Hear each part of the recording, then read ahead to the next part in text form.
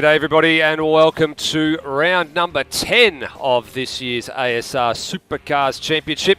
It's the Gold Coast 200. It's the last of the 200 kilometre endurance races and it is at the brand new Surfers Paradise Street Circuit. You know, we've been here before. We were here last year in Enduro Cup, but the circuit has had a complete rebuild from scratch. So there's a fair bit of new learning for a number of the drivers in this field. We will detail a few of the changes and things a little bit later on in the broadcast. But alongside me for this one, as has been throughout the year, is Benjamin Roadie Rhodes. And Roadie, it's a pivotal round in the championship. It could make or break what happens in a couple of weeks' time at Pukekohe. Actually, not a couple of weeks' time, actually. About a month and a half's time at Pukekohe.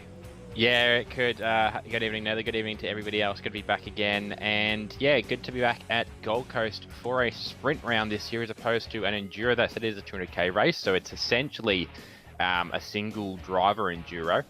But no, it is pivotal. We're coming into the second last round of the championship, and being a 200k race means that all points are on offer for the single race tonight. And while the top of the table is in a position that it needs some major shake-ups for anything to change, you know, a DNF from one driver tonight could see fortunes reversed very quickly.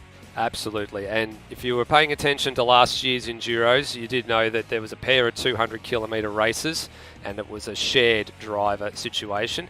Not the same this year, single driver format, single 200 kilometre race, and well, let's just say the man that is at the top of the point standings at the moment didn't have the greatest of rounds when we were last here for Enduro Cup. In actual fact, that car hit the beach chicane rather hard and ended up non-finisher from the second race. And that almost broke their stranglehold on the Enduro Cup. They only won it by a certain small amount of margin. But it's not going to be the same tonight through the beach chicane, but there are some little nuances around this track that if you do get it wrong, you will be punished for it. And I'm sure a number of those will crop up throughout the night. And the concrete walls and the curbs, of course, are everywhere. Rody, I was actually having a bit of a think about this on the lead up in the broadcast this afternoon, that I probably should have changed the intro tune from our usual Man in a Box to Welcome to the Jungle by Guns N' Roses, because that's essentially what this place is. It's a concrete jungle, but then we would have been done for copyright. We probably would have been, yeah. No, it's a really finicky little track, this one. I suppose key of most of all the tracks on the supercar calendar, I suppose the current day tracks, that there is very little room to have an accident, as it were. I mean, even if you spun and you're offline, you're not really offline, as we saw with some accidents that happened in Dev Series last week. We had one of the classic, I think it was 2010 Jacques Villeneuve moments at turn 4, where someone got spun across half the field, and so it was a car park, and just a bit of typical sort of Gold Coast chaos. But with the 200k race, we should see hopefully cooler heads prevail. You've got 200Ks to get your move done. You don't have to do it in the first 5 laps, but you know, there are some guys in the field that either have or have found that youthful energy that they're going to have go on lap 1 regardless. But no, it will be some form of chaos. I just hope on the lesser end of the scale. Yeah, that's, I think, it's probably the best thing we can hope for, and given it's a 200k race as well, I think that you're probably sort of hedging your bets the correct way there. We would expect that on lap 1 it's going to be a little bit more measured and a little bit more tapered, just as everybody tries to find their way and get into their rhythm and get through the chaos of probably the opening 2 laps when the field is very heavily bunched up. And as we take a look at our track overview with thanks to Google Earth Studio, you'll see why. This is essentially one of the true street circuits. There's no part-made sections of track like there is at places like Albert Park and at the Adelaide Street Circuit, which is obviously getting a revival this year. Every single part of this 2.96 kilometre road, Roadie, is streets. Yeah, there's no permanent part to this circuit. It's so defined by the streets it's on that the layout was forcibly changed, simply because the Gold Coast Council put a tram line through it. So it's, yeah, there is nothing specially built for this track. I think even the pits are shipped in from, I forget the track actually, but they share their pits with another one of the streets. It might be Townsville. Yeah, there's nothing unique to this circuit outside of what you can already get out there and drive on. But that's given some character as well, because it is genuine street. There's not it's not like Townsville where there's some nice race tarmac, nice flat sort of marble rolling sections you can run a race car on. Like, it's still got all the potholes and divots and road markings, although a lot of those are removed for race days. Even if you can move things like roundabouts on straight circuits, there's still some base infrastructure left sitting there. There's nothing purpose built to this circuit, which is what makes the challenge in a purpose built race car so great. Absolutely, and yeah, you hit it on the head there. You've got all the bumps, all the divots, all the the markings on the lines. There's a lot of things that could go wrong. I mean, we're thankful that we don't have wet conditions, because the painted lines would become very, very slippery in real life if that was, in the sim world, if that was the case. So we've got dry conditions, but it doesn't mean that the challenge is diminished. It still is very much a big challenge. And in actual fact, a lot of the parts of this circuit are narrower than a lot of the other street circuits we visit. So Townsville is definitely a lot wider in some parts. I mean, most evidently down the front straight. Places like Albert Park, which we were at earlier in the year, that's very, very wide, and in real life, of course, it's been widened substantially in recent years as well, because of all the new improvements for the current generation of Formula One cars. But this place, as you said, it's very much constricted by how wide the current road is. We can't actually widen it anymore. And then, of course, as you can see there from the screenshot, just up in your top left-hand corner, the Gold Coast Council decided to put a tram line through there as part of the whole thing for the Commonwealth Games when they hosted it up there as well.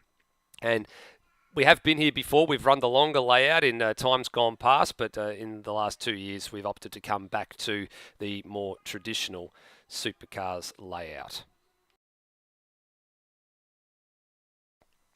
The very short time we'll be getting into qualifying. So this is the driver's briefing going at the minute. It's an opportunity for us to have a quick look, Rhodey, at how the driver's standings coming into this round. Of course, the drop round in effect, that came into effect at the last round, Sydney Motorsport Park. So everything was sorted out by then.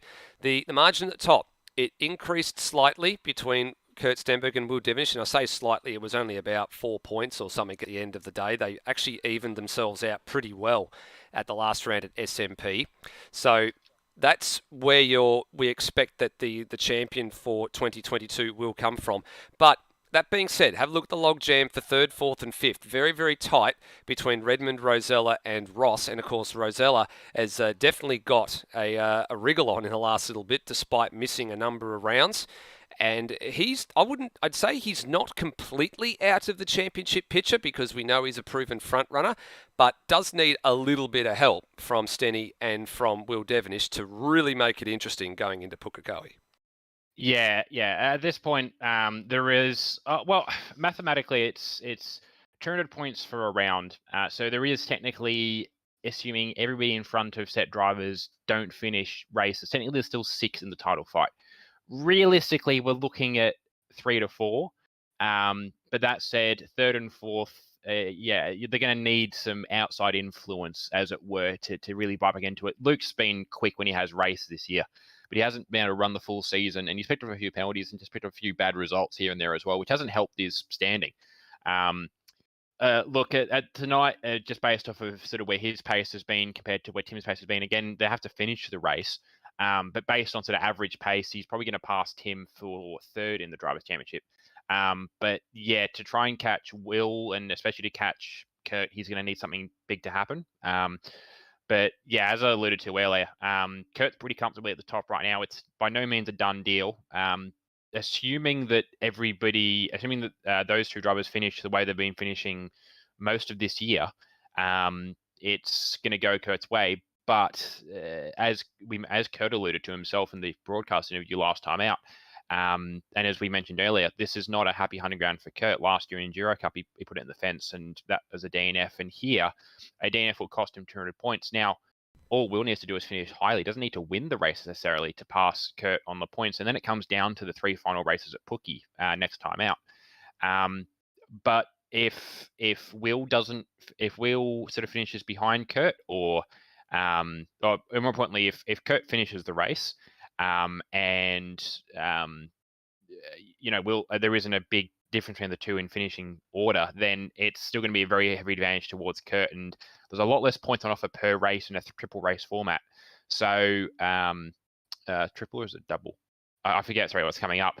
But there's the point is there's not an easy way to gain or lose points when you're splitting points across multiple races. So challenges on for Will, but yeah, like Tim's still there and Luke is technically still within a shot. Technically, you can also put Rossi and Foley into that, but they need some amazing results to go their way. Yeah, they absolutely do. And actually, to correct you on one thing, it's not 200 points for the round, it's 300. Sorry, it was 300, yeah. 300, yeah, that's right. Yeah, so 300 points is on offer for the race winner tonight. And as you said, for Kurt Stenberg, he's in a bit of two minds here. He's got to decide whether he's got to take that risk mitigation and risk averse approach to things and just bring the car home, and then be able to run at the front in a place that's a bit more of a traditional type circuit in Pukekohe in a month and a half's time, or does he go all out for it tonight and try and bury the championship? There's a few different schools of thought. So it'll be interesting to see how that all unfolds. In terms of the poles and the fastest laps, there's only one driver that can actually can equal Luke Rosella, and that is in terms of poles, Luke Rosella's won it. That part's all fine. And in terms of fastest lap, actually, he's won it too. I was looking at the wins column, sorry. The number of wins for a driver currently stands with Luke Rosella at 9, and the next best is Kurt Stenberg on 6. So the pole award and the fastest lap award, that has officially been sewn up for the 2022 season by Luke Rosella. And then we go over to the other page for the teams championship. We'll come back and have a look at this a little bit later on between between the shootout and the race, but essentially you can see it there. Bixel Sim Sports and CRE locked in a massive fight for the top of the pop standings, and then you got 4th and 5th between TTR and CRE Motorsport. Even a bit further down, SSR, Synergy Sim Racing, and PBF Race Engineering. They have got a fair bit of a battle there too, and even the last 3 in the standings as well. Anson Motorsport, Luke McHugh Racing by CRE, and Kiwi Sim Sports Automech, the 2 Holden crew of Cheese and Nathan Higginson. They are all very much in a fight there for the minor placings, and anything can change hands over the course of the next next 90 minutes to 2 hours, and then of course in a couple of months' time when we get to Pookie. But Roddy, it's time to go to quali. Absolutely, yeah. So I'm keen to see how people want to play this out. Qualifying, as per usual, it matters. More so in a 200k race because there's no chance to reset, and also more so in the 200k races because there's a top 10 shootout. And look, I think we've seen this before in some of these qualifying shootout sessions. We've seen some of the guys, maybe not quite the guys at the top of the pile, because they've got to show who's boss at all times. People like Luke Rosella, people like Corey McFarlane as well. He's been decent on pace in some of these quality shootout sessions before this year. But I wouldn't be surprised to see maybe some of those guys that are comfortably in the top 10, maybe not pushing all the way to not reveal their full hand. Whereas we're going to see a pretty mad scrap for the back end of the top 10. The likes of historically, I think it was Dane Liccardo, Cam Rutledge, I think Steve Warwick and Termo were trying to bind out that, Nathan Higginson as well.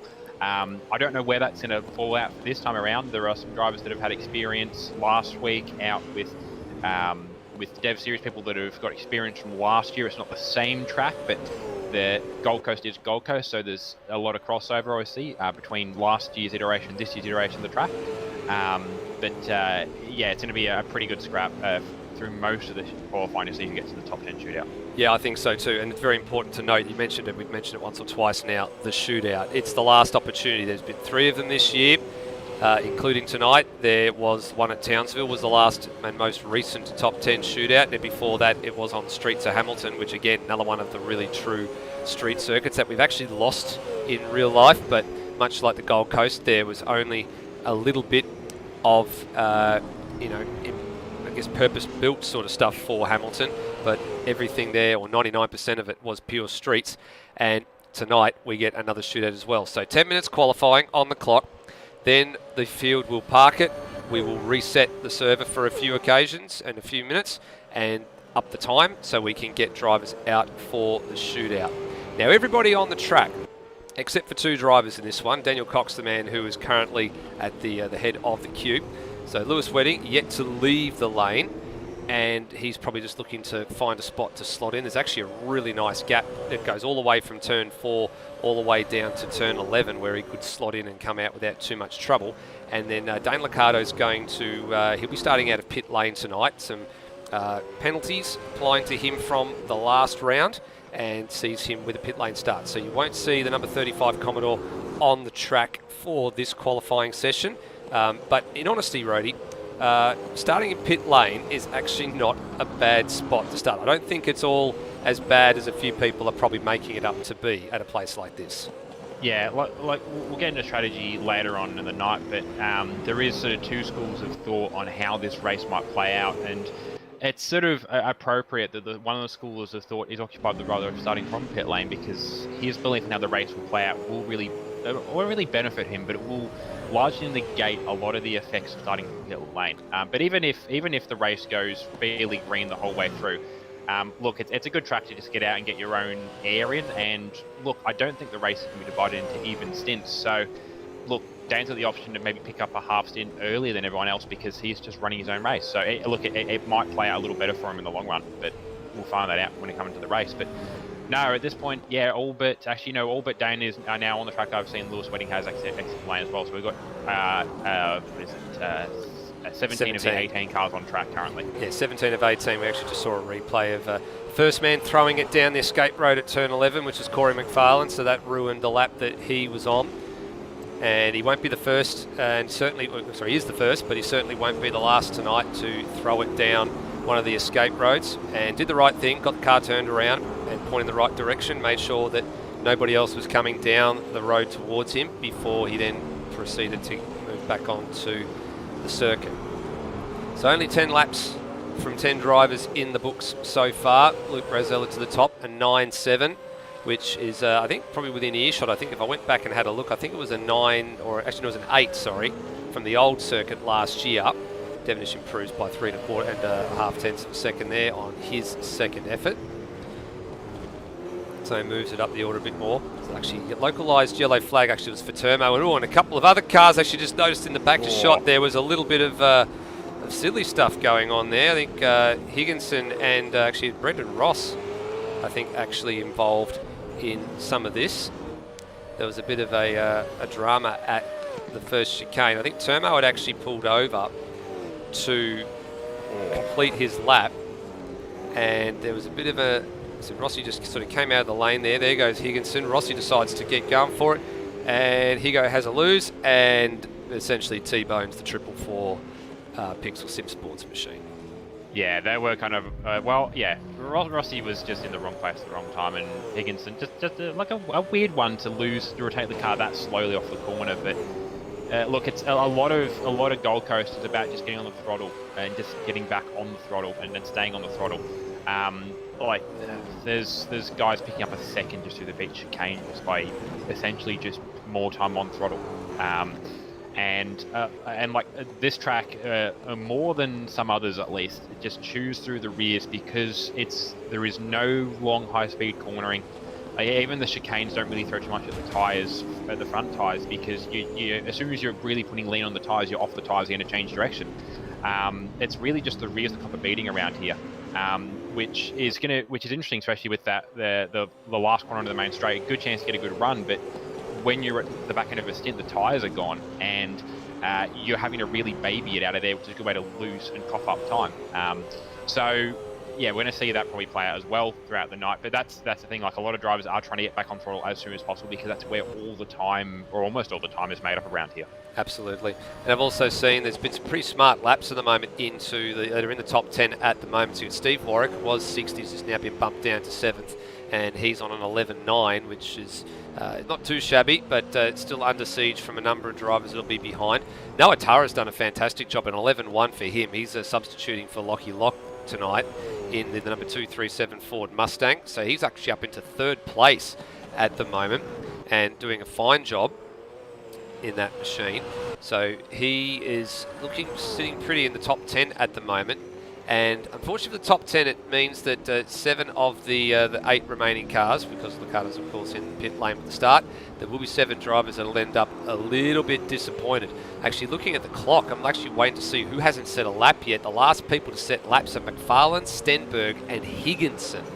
Higginson, not necessarily a big surprise. Like it takes a while for him to get a car under him sometimes. And this track, look, if you make a small mistake somewhere, you either get a track cut and have to go again, or you clip a wall, or you're going to run off, either which you lose a lot of time. That said, he is about to come to the line, and I think he's going to complete his first time lap. He is. Which is 12th, so it's a start. He's going to have to go again and probably another 2 laps out of this. Well, not with the car wiggling like that, he won't be. No. And if he pushes on with that, that's suicidal. Yeah, no, what I'm just saying to Higginson now is you go back to the garage, get a new set of boots and get going now, and you'll probably still get 2 laps in. I don't think there's any real point pressing on with it unless he's actually made a ton of time. So he's only made a gain of less than a 10th of a second. He lost all of that time fishtailing through the first couple of corners. Yeah, the crucial thing will be if that was the first sector where we were trying to really make up the time, or if maybe through here or through the 3rd sector. We'll sort of see, I suppose, if we're still with him as we come to the 2nd sector mark, which is, I think, just down here. Correct. As to whether he's making up the time through the second part. Yeah, there we go. He's found a bit more time. Locking brakes and everything everywhere, though. Yeah. That's the bit that's getting me. Like, he's extracting time from the car, but it's not the prettiest of laps. And, of course, he's got McFarlane just ahead of him on the road as well, himself, having bailed out of a lap now, and he's going to have to get on the throttle pretty quickly. There he goes, because Higginson is right on his hammer. Not close enough to get a tow for Higginson. He's now been bumped down to 13th. Yeah, not any major tow. So he is going to get up into the top. 7th, actually. So he's improved quite nicely in the last sector. I'm not sure if that's actually going to be enough, though, because there are a lot of drivers in that pace bracket that I expect to go faster. Lewis Wedding for one, Bretton Foley for another, actually back there as well. And actually Coxey back in 12th currently, and he's actually been a bit of a quiet performer in qualifying this year, but he's always been found himself in or around the top 10, so I don't think Higginson's safe. No, I don't think he is. He is his teammate. She's in the 747 Transmech machine around the last couple of corners. Stenberg's actually popped his time up into, is good enough for 4th place at the moment, so he should be safe. He's on an 11.2. Rosella on another planet in a 9.5. He's lowered the mark a couple of times now. Cheese improves by 2 spots, so he goes up to 14, so that's not a bad effort. Still a little bit shy of the mark you need to get in. At the moment, the cutoff is an 11.9 flat from Steve Warwick, an 11.900. Burko's the next best. He's on a 12.05. Cox on a 12.08, as Cheese has just thrown it down the road. Then you've got Cam Rutledge on a 12.1. Cheese on a 12.2. Termo on a 12.3. Snipes, who's on screen at the moment, on a 12.4. So there's a half a second separating everybody that needs to get into the next batch of drivers, as McFarlane now launches himself up the order, goes to P3. Yeah, and we missed it just with there as well. Daniel Cox slipped up into what was initially P5, I think. Down to 6 now, yes. Maybe Noah Tara's gone back up in there as well. But yeah, they already pushed Higginson back to 9th. Foley's still going to set a top 10 lap. I'll just check where he is at the moment. I think he is on track. I think most drivers will be on track at this point. Lewis Wedding bubble of the top 10. He is the pass mark at this point. He's not going to improve on this lap, I don't believe, and he's going to run out of time. So he's going to have to hope that this lap of his is good enough. Yeah, so he's actually the last man. As you can see, Cam Rutledge is now coming into the lane. Here is Lewis Wedding coming to the line now. His best time at the moment is an 11.4, and it's just behind Higginson, so he does not improve. So checkered flag is out. No further improvement for the 888 Commodore. So he's done and dusted. Steve Warwick's down an escape road. I just saw it turn 11, so he's done. Brendan Ross, he's coming to the line. I think that Ross is probably safe for this one at the moment. So no further real improvements here. NZ Snipes is improving. He's actually just found 0.2 of a second coming out of the last into the last sector. He's through the 2nd sector marker. That's what I was trying to say. He's around the final corner at the moment. He's actually just on the road behind Ross here, who bails out of it. And then you've got NZ Snipes coming to the line at the moment. Can he find a little bit of an improvement, move himself a bit further up the order? He can. He moves up by 2 spots. So, yeah, pretty good run in the end. And like he's fallen to a good sort of pace bracket. And look, the way this racing goes out, once the worst lap or two are out the way, you can start to pick some battles and start to pick up some time through the race as well. It's one of those tracks where you really benefit from race pace, and being a 200k race, you've got time to really learn the fine details of the track and pick your pace up from there. But yeah, pretty surprising. Well, somewhat surprising, somewhat not surprising. Top 10 in the end. Rosella on pole, as you mentioned, on Other Planet. No real surprises there. Corey McFarlane up into second. So again, he's had some pretty strong qualifying performances this year, and this is another one for him. Will Devonish up in third. Tim Redmond in fourth. Noah Turr ended up in fifth, obviously prior to the shootout, but that's still a good run for Noah. It's going to put him fairly deep into the shootout. Kurt Stenberg in sixth. Daniel Cox in seventh. Brennan Ross in eighth. Nathan Higginson does make it in ninth. And Lewis Wedding, with that lap, round to the top 10. Interesting, though, for me, though, just on pace, Brenton Foley not in the top 10. That's a big surprise for me. And I mean, he did admit to me that he hadn't had much time to practice, but he's 4/10 outside the cutoff, Brenton Foley. And at the end of the day, we've got 4 Fords and 6 Holdens that have made it into the shootout. So we'll take a few moments with NZ Snipes. Actually, he's coming to the line, so I don't know why he's coming to the line. He's actually got no more laps to do. But I think he's realised, yep, I probably should have gone down pit road there and sorted that out. So he's the last one to complete his laps, and we will get ourselves set for the shootout. So in reverse order, as you said, Lewis Wedding's going to be the first man out from Higginson and Ross, Cox, Stenberg, and then we start getting into the Fords. We've got Turra and Redmond, Stenberg, Devonish, and we got McFarlane and Rosella. They're the ones that are all in the top 10. And it'll be set for... It'll be an interesting bit because last time we were here as well, Rhodey, we did have a top 10 shootout as well. And they, of course, actually was a pair of shootouts because we had 2 races. Yeah, pair of shootouts separated by the Super Truck Support race. And crucially, and I suppose it's good that he is not here because one certain AAR driver did his best Scott McLaughlin impression during the shootout. This being Lockie Burke, who managed to roll the 44 Napa Mustang last year in qualifying, in the shootout. Front and center as well. I think we just cut to him. We just finished the interview with the previous driver. We just cut to him, just started talking about him, and then he went and flipped it. So, and look, there's a few drivers that I could argue might be likely to do it again this year. That said, the driver most famous for rolling a supercar isn't here tonight, but his car is. So I don't know if no one ends up in his roof, it might be a curse of the car rather than curse of the driver. No, it's a really good track for shootouts because there's so many ways to pick up the time and so many ways to then lose the time. And look, it's just about you against the clock. There's nothing else to it. It's you and the clock. And it's just about how, well, to put it bluntly, how big a balls do you have or want to have? Absolutely. Well, risk versus reward. That's the simple equation, isn't it, Rhodey? That we say this every time. Risk versus reward.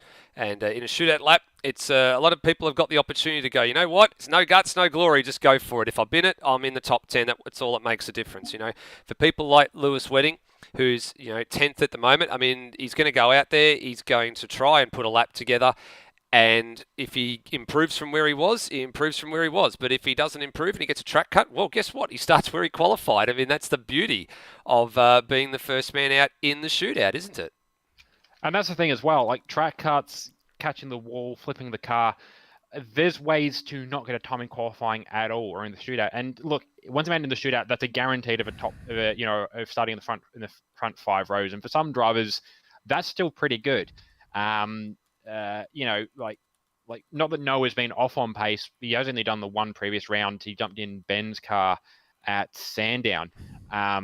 But that's still very good pace for Noah to be getting. And look, a top 10 start in general for him is pretty good. I mean, he's just here for some fun, essentially. Like, I don't know whether he's planning on doing supercars next year. I mean, there's definitely been, I wouldn't be surprised if there's been interest along pit lane. Some of the teams maybe wanting to expand or replace some drivers because, look, he's done 2 rounds, but he's pretty quick. I mean, he's benefiting from having the week's practice earlier in supercars, in Dev Series, but at the same time, he's something in a different feel of car. And we've talked that, yes, the physics are the same, but at the same time, perspectives change and it can affect how you feel the car behaves.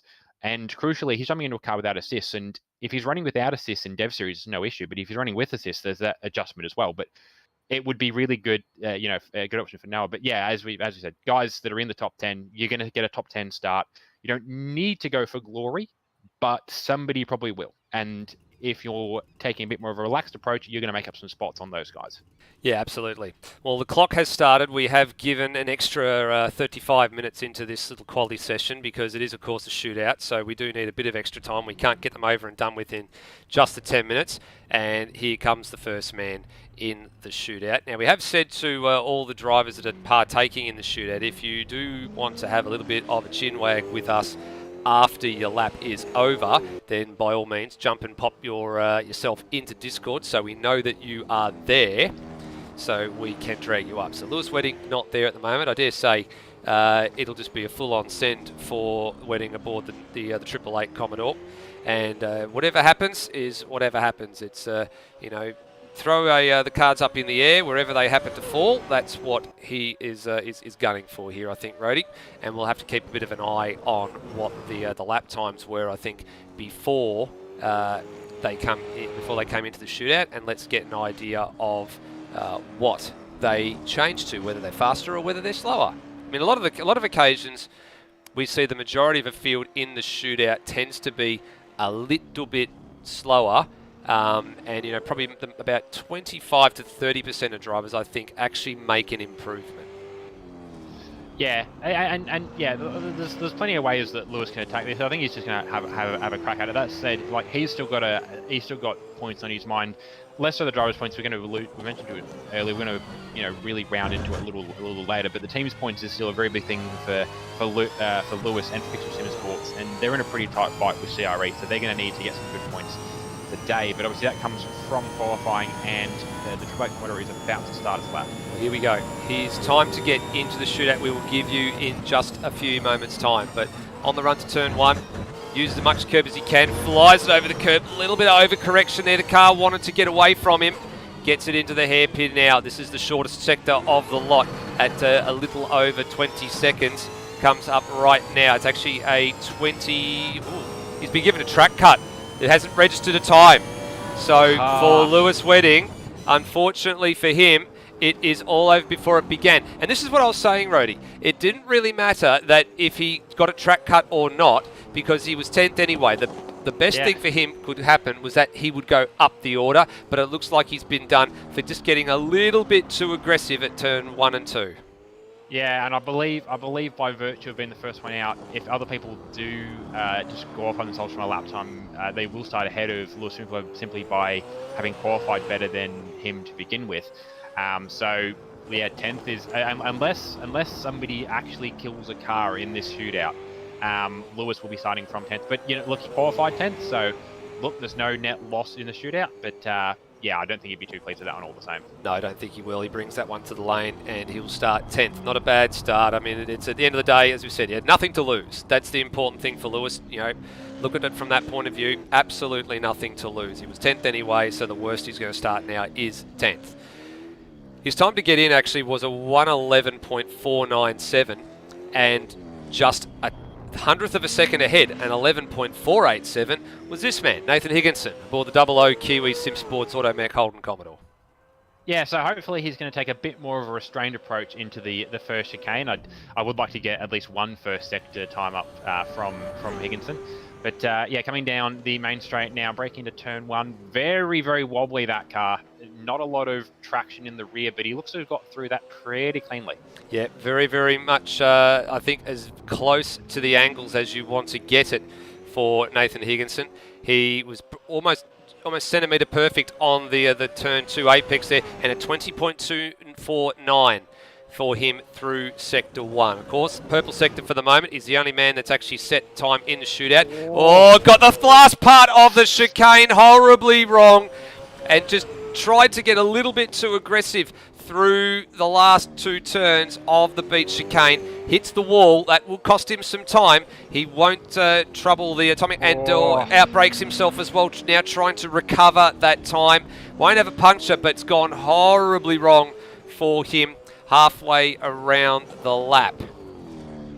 Yeah, he will pinch the brake there into the left-hander, which is what shoves him wide. He's still going to get to the line. He's only got a lap in, and crucially, if anyone else runs into so many issues, then he's going to capitalise. But not a good end to that lap for Nathan Higginson. He is going to come across the line, so the 13.1, which is a good second and probably nearly 2 seconds off of what he did in qualifying. Yeah, so he's about roughly 2 seconds off the time there, and actually, understandably, he was in the chat to be interviewed, and he's disappeared. So that's not a surprise. He will be a little bit upset with that one, I think. No, he is back in now. Nathan Higginson, pretty good start to that lap, but it kind of all went away at the beach chicane. Yeah, I suffered quite a heavy stutter coming into the beach chicane, and it threw the rest of the lap off. It was good. Entry to the beach chicane was good. I felt like I was on for a good time, and then the screen started flickering, and I'm like, oh dear, this is not good. Alrighty, here you go. Well, look, you've still got a lap time. You're still in a good position if anybody else comes into mistakes like Lewis Wayne did before you. But all good, mate. Sit back and watch the rest of the shootout, and good luck in the race. Cheers. Banking on mistakes. So hopefully I can get higher than I did in qualifying. Alrighty, we've now got Brendan Ross, and he is pretty line ball with Nathan Higginson through that first sector. He's a lot better through the beach chicane, though. Have a look at that. Oh, he's still got the tyre barrier, though, but just not as severe as Higginson did. So for Brendan Ross, he'll look a lot better at the second sector split. That's the bit I think will be the telling factor here. Yeah, look at that. 9.5, nearly a full second up at the second sector split. So that says everything. He got the first part of the lap absolutely perfect. Matched Higginson, and then through the beach chicane was a lot better. His time to get in, a 1:11.313. So it was a full 2 seconds quicker than what Higginson did for his shootout lap. And for Ross, an 11.0. Okay, so he finds 0.3 of a second, if you don't mind. And I think he'll be pretty happy with that lap. Oh, no! He's nearly rolled it. And he's nearly rolled it in by the time I bet you he looked down at the clock and thought to myself, you know what? That's a fantastic lap. And, oh, hang on a minute. I should have actually been paying attention to what was going on. So much time, he didn't even give me an opportunity to switch to the next camera. Cheeky bugger. How rude. But no, that was a really good lap for Rossi. Really like the similar sort of start to the lap as Higginson, but he kept the car under him. He kept his mind under focus, and good run in the end to improve from qualifying. Now we've got the number 94 of Daniel Cox. There's been a surprise packet this year. The Super 2 champion from last year stepped up to the mega. Have a look how close he got to the wall. Fantastic shot from the curb cam. Left nothing on the table, but he didn't wipe the mirror down the side of the barrier. He left a little bit there, but he was as close as you wanted to go. But he has left a little bit on the table because he's lost a 10th and a little bit to Brendan Ross in the first sector. How is he through the chicane? Very, very measured, actually. Keeps it very tidy. Yeah, very well. Like he did a lot of. I saw him with a couple of CRE drivers this week doing a bit of practice. So he's really, I think, got the approach down for that beach chicane. We're going to see it through the second sector as to what's done for him. No, actually, he's gone backwards. So. All right, that looked pretty good, but again, maybe a bit too measured for the beach chicane. He's lost another 4/10. So on to the last couple of corners now, which is where a lot of the work has really been in the re-advised track limits and actually track development from the old version to the new version. So the drivers are definitely noticing that it feels and looks a little bit different to what it has been. Cox comes to the line, and it's an 11.8 for him, referencing his previous lap, and he got into shootout was an 11.2. So for Daniel Cox, he's definitely left a bit of time on the table there, Coxie. It looked pretty good through the first chicane, but unfortunately the time just continued to go backwards for you. Yeah, I tried. I hadn't practiced a one lap setup, and I went, oh crap, I don't know what presses to run, and I went, oh, I'll just stick with the same. And yeah, I tried to get the presses up as much as I could, but in the end, I'm happy that I got under. You know, I'm only half a second off that I thought I'd be, and I just did not want to get a cut in my hot lap and my thing. So I'm you know, it's a 68 lap race. I've been focusing more on pit strategy and fuel numbers more than, you know, this bit, because, you know, probably have a safety car in the first 3 laps. So yeah. Anyway, thanks up. Good philosophy, and I think that's probably a smart call, actually. Oh, Stenberg! Wow! Did he have a bit of a lose there? Did the rear end get away from him? I was busy moving Coxie back down the Discord. Did he lose the rear? Yeah, that whatever that was, that car did not behave as intended through that first chicane. It just sort of hopped wide of the racing line at completely the wrong point.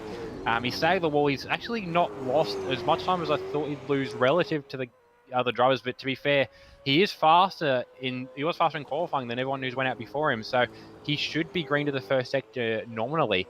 But yeah, that's not a great start to the lap. But he's actually got the same deficit to Ross that Cox had through the second sector. So it's something about maybe second sector, or maybe just getting these guys, maybe just pushing too early on the lap that's sort of putting them off as the lap goes on. Being a bit risk averse, I think, here, just being very careful. Now that he knows he's had that scare at the first chicane, he's like, well, you know what? I just can't afford a cut here. I can't afford to be buried in the pack at the beginning of this race. So he's done an 11.5, good enough for second at the moment. So he recovered a bit of time in the last sector, and he did an 11.205 to get in. So actually 3/10 off is not a bad recovery considering the circumstances that he found himself in about a minute and a half ago at the opening chicane. Yeah, so look, as you mentioned, he's still got a time on the board, and as we've mentioned, like his focus is the race, his focus is championship points stuff. It's trivial stuff for him. Is the shootout, doesn't really matter as long as you mentioned, he doesn't get stuck in the pack somewhere. And look, even if he's stuck in the pack, he's still only in the top 10.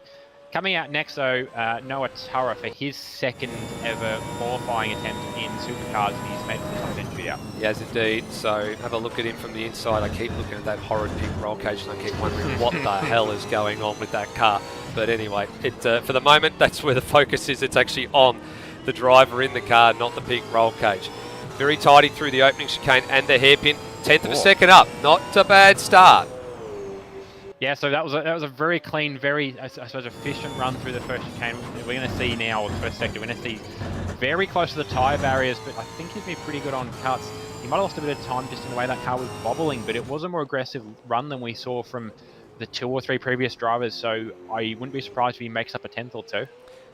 Through the first sector, it was looking good. Second sector, I think he's got a cut. I think he got something through the beach chicane. It hasn't registered a time, so it was purple through that time, and that's a horrible way to end the lap too. He was looking so good and looked so measured coming through that chicane, and then we've got Tim Redmond, who's actually up the back of the circuit. He's getting ready to go, and well, for Noah Turra, unfortunately, he's going to be on the 5th row with Lewis Wedding. That's it. Track cut done. And it looked really good. This part of the track was really good, and just unfortunately for him, just couldn't quite make it work. Yeah, like at the same time, it's his first shootout in Supercars competition. So look, good to get out there and get some airtime for yourself and for the car. And we're joined by Noah Turra now. Noah, that was a very good first sector. It's just the beach chicane got to you. Yeah, it took a bit too much out of the first one. A bit disappointed with myself after that. I reckon I could have put it up there a bit, but oh well, onto the race, I guess. Yeah, look, you're still going to start in the top 10, and obviously you're in the top 10, so good pace in qualifying. And look, we've still got a couple of drivers to go, so good luck in the race later this evening, mate, and we'll catch you again soon. Thank you, Roddy. Well, now we've got, sorry, I'll let you go.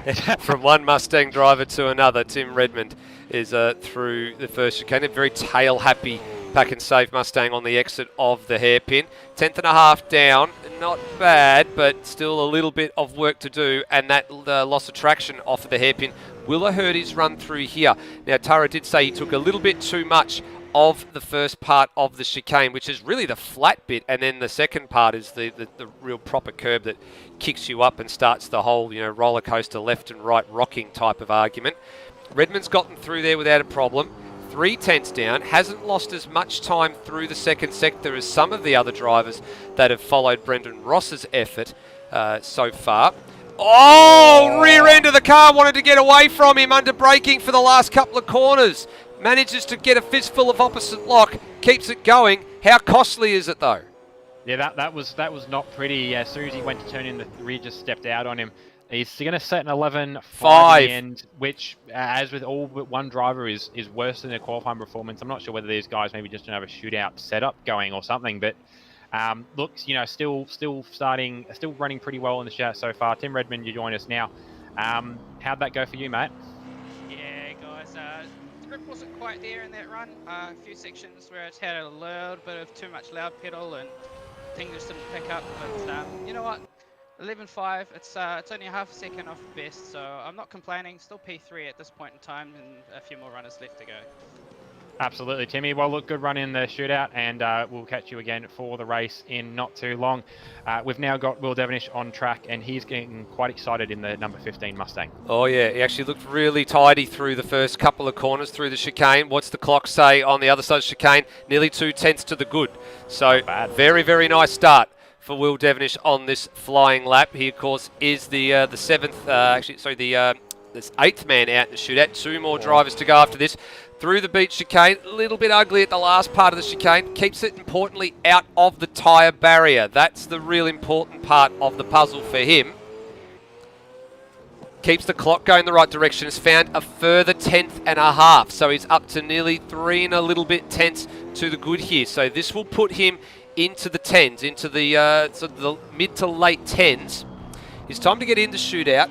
A 10.406. So he's not quite tracking for that same sort of number, but he's tracking like he'll be fairly close. Yeah, he comes to the line now. It's a 10.5. which isn't bad actually. He's picked it up in that last sector. Puts him comfortably at the top and puts him second clear currently of Kurt Stenberg. Will you join us now? Pretty good run in that lap there, mate. Yeah, I'm pretty happy with that. About the time we did for qualifying, so yeah. Happy to get a cut and put it together. Track I love, can't complain. Great work, mate. Good luck in the race later today. Thank you. Yeah, only ended up with a 10th off, or just over a 10.5 off what his ultimate lap was. So that's actually not a bad effort to replicate. There's only been one driver that's gone faster so far, which is Brendan Ross. Then Devonish has gone about a 10th of a second slower than what he did to get into the shootout. So, as we said, that sort of marker of about 25 to 30% of drivers actually bettering their time is actually not too bad a statement at the moment. 2 runners to go, 1 Holden and 1 Ford. And here's the Ford man, Corey McFarlane. Yeah, so we're going to see how this one goes. He is a fan of sort of really throwing it out there in the qualifying sessions and shootout sessions, so this should be a pretty exciting lap one way or the other. Looks really good through the chicane, very well measured, very well timed, didn't really trouble the walls too much. Car rocked and rolled beautifully through that part of the course. Very smart on the exit. 10.5 down though. Traction looked very good though through the hairpin on the other side as well. How's he tackle the chicane? 1, 2, 3, 4, and gets right up close to the tyre barrier. Very nicely judged. It's a very tidy lap, very measured lap, I think is probably what we could call this at the moment, Rhodey. Nothing outlandish, nothing being too silly, but he's just putting a time on the board, and he hasn't lost a lot of time there. He's only lost about another 10th and a little bit, so still tracking at this stage for a provisional front row with 1 lap to come. Yeah, no, that's still a pretty good run. Leah, I think if anything, the car just floated a bit too much through the chicane there. But overall, yeah, just very, very clean, very tidy, very measured lap. And look, he's only going to really sort of do his pace or a bit better. He's going to still start in the front 2 rows. He does go to second with still 1 car to go. Yeah, almost maintained.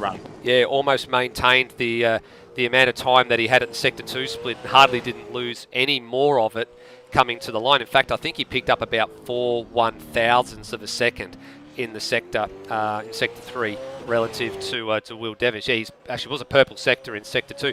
Ironically, I'm actually just having a look at this now. He matched Will Devonish absolutely to the 1,000th in sector 3. So there you go. So last few drivers in the shootout, finding a bit of time. McFarlane did a 10.8, and for him to get in, he did a 10.2. So 6/10 off. So nothing to be frowned upon, but currently provisional front row with this man, the defending champion, on screen to set a lap. Yeah, he did a 9.4 to get into the shootout. I wouldn't be surprised if there's a little more in the tank, but at the same time, based if he can do that lap, he's still a second clear of Will Devonish. He doesn't really have to push, but at the same time, I don't think he's really keeping much in the tank. He's 2/10 the better, which is probably not as good as we thought we'd see necessarily, but look, it's a hard one to give a metric to when you're a second quicker than the next driver. How's he handle the chicane? 1, 2, very 3. Aggressive run. Yeah, super aggressive. Yeah, super aggressive through there. Now on to turn 11, which brings you down onto Breaker Street. Past the high rises. Has he found some more time? No, he hasn't found any more time. He's sort of just stabilised what he's got for the moment. And his time to get in, of course, was a 9.4, so which was absolutely off the Richter scale in terms of what we're seeing. Not close to what the ultimate qualifying time is from last year on the hard tyre, and I don't think we'll ever see that beaten again, to be perfectly honest with you. He comes to the line, purple in Sector 1, purple in Sector 2, expecting to go to the top of the tree, and the answer is yes. It's a 110.132, and he found another 2/10 in the final sector. So that says enough. The man who qualified on the provisional pole in qualifying takes the shootout in fine style. So there is a bit of moving and shaking up the board here, though. So Rosella in first. That's where he came into the shootout. Will Devenish and Corey McFarlane have actually swapped. So McFarlane was second quickest and is now third quickest. So as Rosella's going to exit back to the lane here. Yep, there he is. So we'll get our pictures up for you there. There they are all in the lane. Brendan Ross is the big mover. He actually came into this in 8th and actually comes out the other side in 4th. Stenberg in 5th. He gained a spot starting, he came out 6th, starts 5th now. Redmond went the other way. He started qualified 4th, and now his shootout lap puts him in 6th. Daniel Cox actually stayed, ironically, where he is in 7th. Higginson moved up one spot to 8th, and then the big loser out of that one was the Noah Turham Ford Mustang. He qualified 5th. He starts, well, what will essentially be 9th by my, 10th by my math, and then Wedding, well, he could have started no lesser than 10th anyway, and he had a track cut as well, so that means he's on the 5th row with Turra. So a bit of up and down and left to right and moving all about and shaking in the order, but apart from that, Rhodey, we've got a grid. Yeah, and look, a lot of it sort of brought out the way I probably thought it would go, but look, at the same time, and look, it's just sort of the luck and just how hard you push, as we mentioned, risk versus reward. But look, no approaching a bit further up. I mean, he expected that. His pace suggested it. But look, as I said, for him and both Lewis Wedding, look, they're still made to the shootout. They're still going to start, in front of. I don't know whether it's necessarily the danger, but look, the more cars behind you, the less chance you've got something happening in front of you, which is a very logical statement. But yeah, look, still made it the shootout, still getting out, having a run. Crucially for Noah, he's got himself some airtime. Same for Lewis as well. Good to get the Pixel sponsors some money. I mean, there was a point this year where they were struggling to get sponsors for the team, and now they're pretty well funded for a team that was made up of the going into the season the slowest and the second slowest Supercars drivers to be now in the fight for the team's points is pretty good, and actually that gives us an opportunity while we're in the warm-up session to talk about the team's points. Yes, we will. We'll bring that back up onto screen, so I'll let you cover that one off, because you've got that thing in front of you, I believe, that tells you where everybody is and what the scores and all that sort of stuff are. And as we said a bit earlier, before we had a chance to bring all this up, it's very tight at the top, but also very tight in several spots down the order, so there's a lot to play for. Yeah, so top of the pile at this point is Pixel Sim Sports. They've got a 21-point advantage over CRS Engineering, which, when you're talking about, two drivers scoring points in a maximum 300 points race, that's really not much at all. Brendan Ross and Lewis Wedding over Will Devenish and Turmo. But look, that can still go any which way. Will's still got a title fight to go for, so he's not going to be conceding spots. Turmo maybe not quite had the back end of the season that he expected to be having, but he's still in there contributing points, and they average out pretty well to where Lewis Wedding, Brendan Ross have been running, which is why we're seeing them so close in the team's points. Fairly healthy gap back to KSS Team Tanifer, which is Team Redmond and NZ Snipes. Look, they've done all they need to do most of this year. They've comfortably got third, I think, at this point. I think there's ways they get usurped, but as long as they keep racing for this round, which they're both here for, and for Pookie, which as long as they're available, they'll be there for, they're going to be coming pretty comfortably in third in the team's points. And then the next fight is actually more CRE. Siri Motorsport and Trans-Tasman Racing. Trans-Tasman Racing being just Kurt Stenberg, and Siri Motorsport being Cam Rutledge, Steve Burko, and the substitute drivers throughout the season of Matt Cecil and Phil Boak. They're holding it's a 33 point advantage at the moment. And look, you look at it and go, yeah, two cars faster than one, but Kurt's in the title fight. And look, see how we've been doing well. Like Cam's just been, working on and improving his pace year after year, and he's still getting quicker.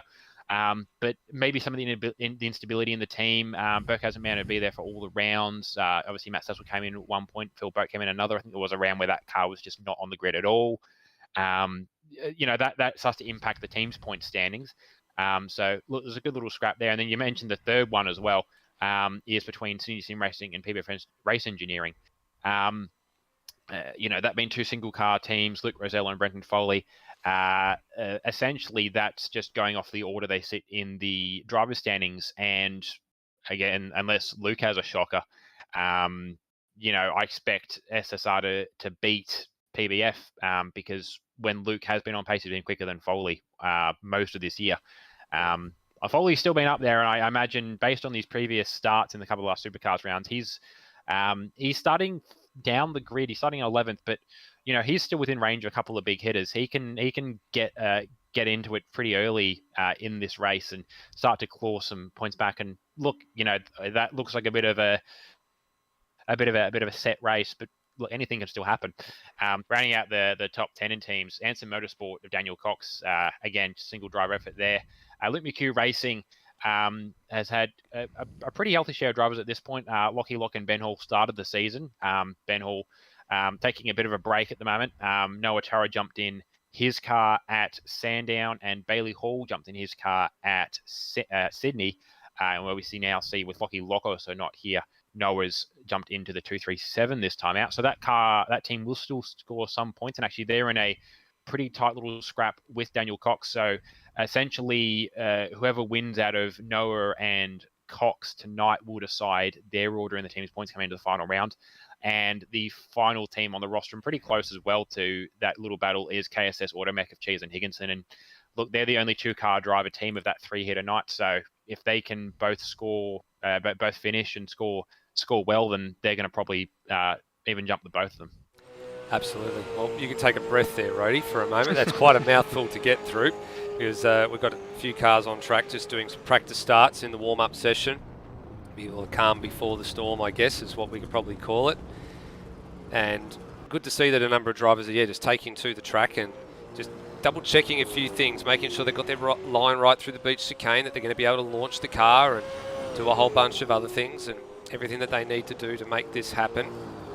There's been a lot go on in ASR in the last sort of several months, I think, and this sort of circuit wasn't a planned activity, it was a spur of the moment. We'll talk a little bit about that during the broadcast, because we're going to have heaps of time, I think, to get through all this. 68 laps, probably going to take the better part of an hour and a half. And I actually do want to give a bit of a shout out to the guys in New Zealand that are racing tonight, and also the guys that are watching, because they've actually started daylight savings a week earlier than what we do over here in Australia. And you would have thought, Rhodey, that our governments could have actually got together and sorted it out, given that we are so close, so I didn't upset the apple cart too much. But that's politics for you, I'm afraid. Sometimes they don't want to talk to each other, only when it really matters most. But I do want to give them a bit of pat on the back and say thanks, guys, for all your support last year and this year. And a bit of a sad opportunity that has been presented here, because we certainly didn't even expect that they were going to be a week apart with the daylight saving, and for it to fall on a race night where it's we're not on the same time zone, it's a little bit shit. Let's just put it that way. Yeah, it's a curious choice, or maybe just as a non-choice. It's something that's happened in the background. I know nobody's thought, oh, hang on, we should maybe fix this. But yeah, I don't know. Like we're pretty well intertwined as countries. I mean, we're essentially a lot of it, like we're sort of about as close, or almost as close to New Zealand in terms of just how Australia operates as we are to Tassie. So yeah, why there isn't the sync there, I don't know, but it's an odd decision. So look, to the Kiwis who aren't racing tonight, look, we understand. Look, you're going to be racing till works out to be 1 a.m. your time, and even coming into a weekend, look, sleep's important and all that. For those guys that are racing, thank you for coming and racing. And look, for some of you guys who maybe are in a position where you feel you kind of have to. I mean, you know, Tim's still got a pretty good fight on there in the Drivers' Championship. As we mentioned, some of the Kiwi teams in the fight there for the teams titles. And, I mean, look, nothing's decided tonight, but, you know, you hemorrhage some points here and you're not going to get them back next round out. So, crucially, we are going to be back we are going to kick into daylight savings this weekend, so it's only going to be this round that's an issue. It wasn't an issue for Dev Series. It won't be an issue for Dev Series next time out. It won't be an issue for anything else. It's just this 1 week has decided to really throw a wrench at the Kiwis. Yeah, you're not wrong. And that's actually a good point and a timely reminder for obviously the states in Australia, for a number of you that are probably watching, and for the drivers that are watching this back. Don't forget daylight savings actually starts this Sunday morning as well, and obviously goes right up until the first weekend in April. So we are going to be on a slightly different time zone to a number of you that watch this around the world. So just keep in mind there's going to be a slight difference. Just don't forget to like and subscribe to the YouTube channel as well if you do like watching these videos.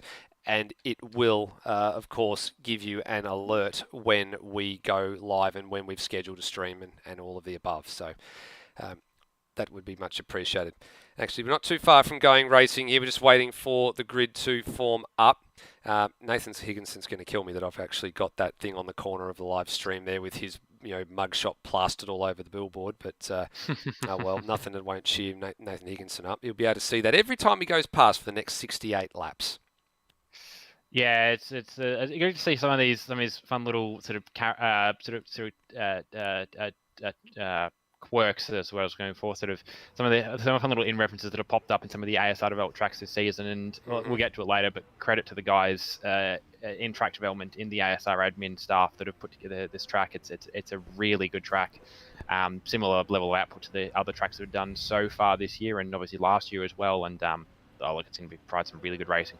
Yeah, absolutely. We've got a full grid of cars. Let's run through it, Roddy. We haven't got it very long because it's a very short lap. Yeah, pretty short lap. So starting from pole is Luke Rosell of Synergy Sim Racing, on another planet in qualifying, still comfortably ahead in the shootout. And for his point, he just wants to get out there and get as many points as he can to try and shore up a team's and a driver's points standing. Starting from second is Will Devonish, probably the way he wanted that shootout to go pretty well. He's got a couple of cars between him and his main rival. Starting from third is Corey McFarlane. He'll have a pretty good run out tonight. A bit of a spotty season, but when he's been here, he's been on pace. Fourth is Brendan Ross, first of the Sim Sports cars. That's going to help them out in the team's points as well. With Kurt Stenberg starting from fifth, current points leader. And look, all he has to do is just get to the end, and he's going to be in pretty good stead for Bookie. Sixth is Tim Redmond, the first of the Kiwis. Pretty good run for Tim Redmond in qualifying in the shootout in the end. With Daniel Cox in seventh, starting where he qualified coming into the shootout. Nathan Higginson in eighth, set a lap which put him ahead of the other two drivers in the shootout, being Lewis Sweating in ninth and Noah Turra subbing in for Lockie Lock for LMR in 10th. 11th is Brenton Foley, who, to be fair, could have missed the shootout just so we could make it easier with running it. It's easy to run a shootout when you're not in it, but still a good position to start from. You can get into a good scrap early.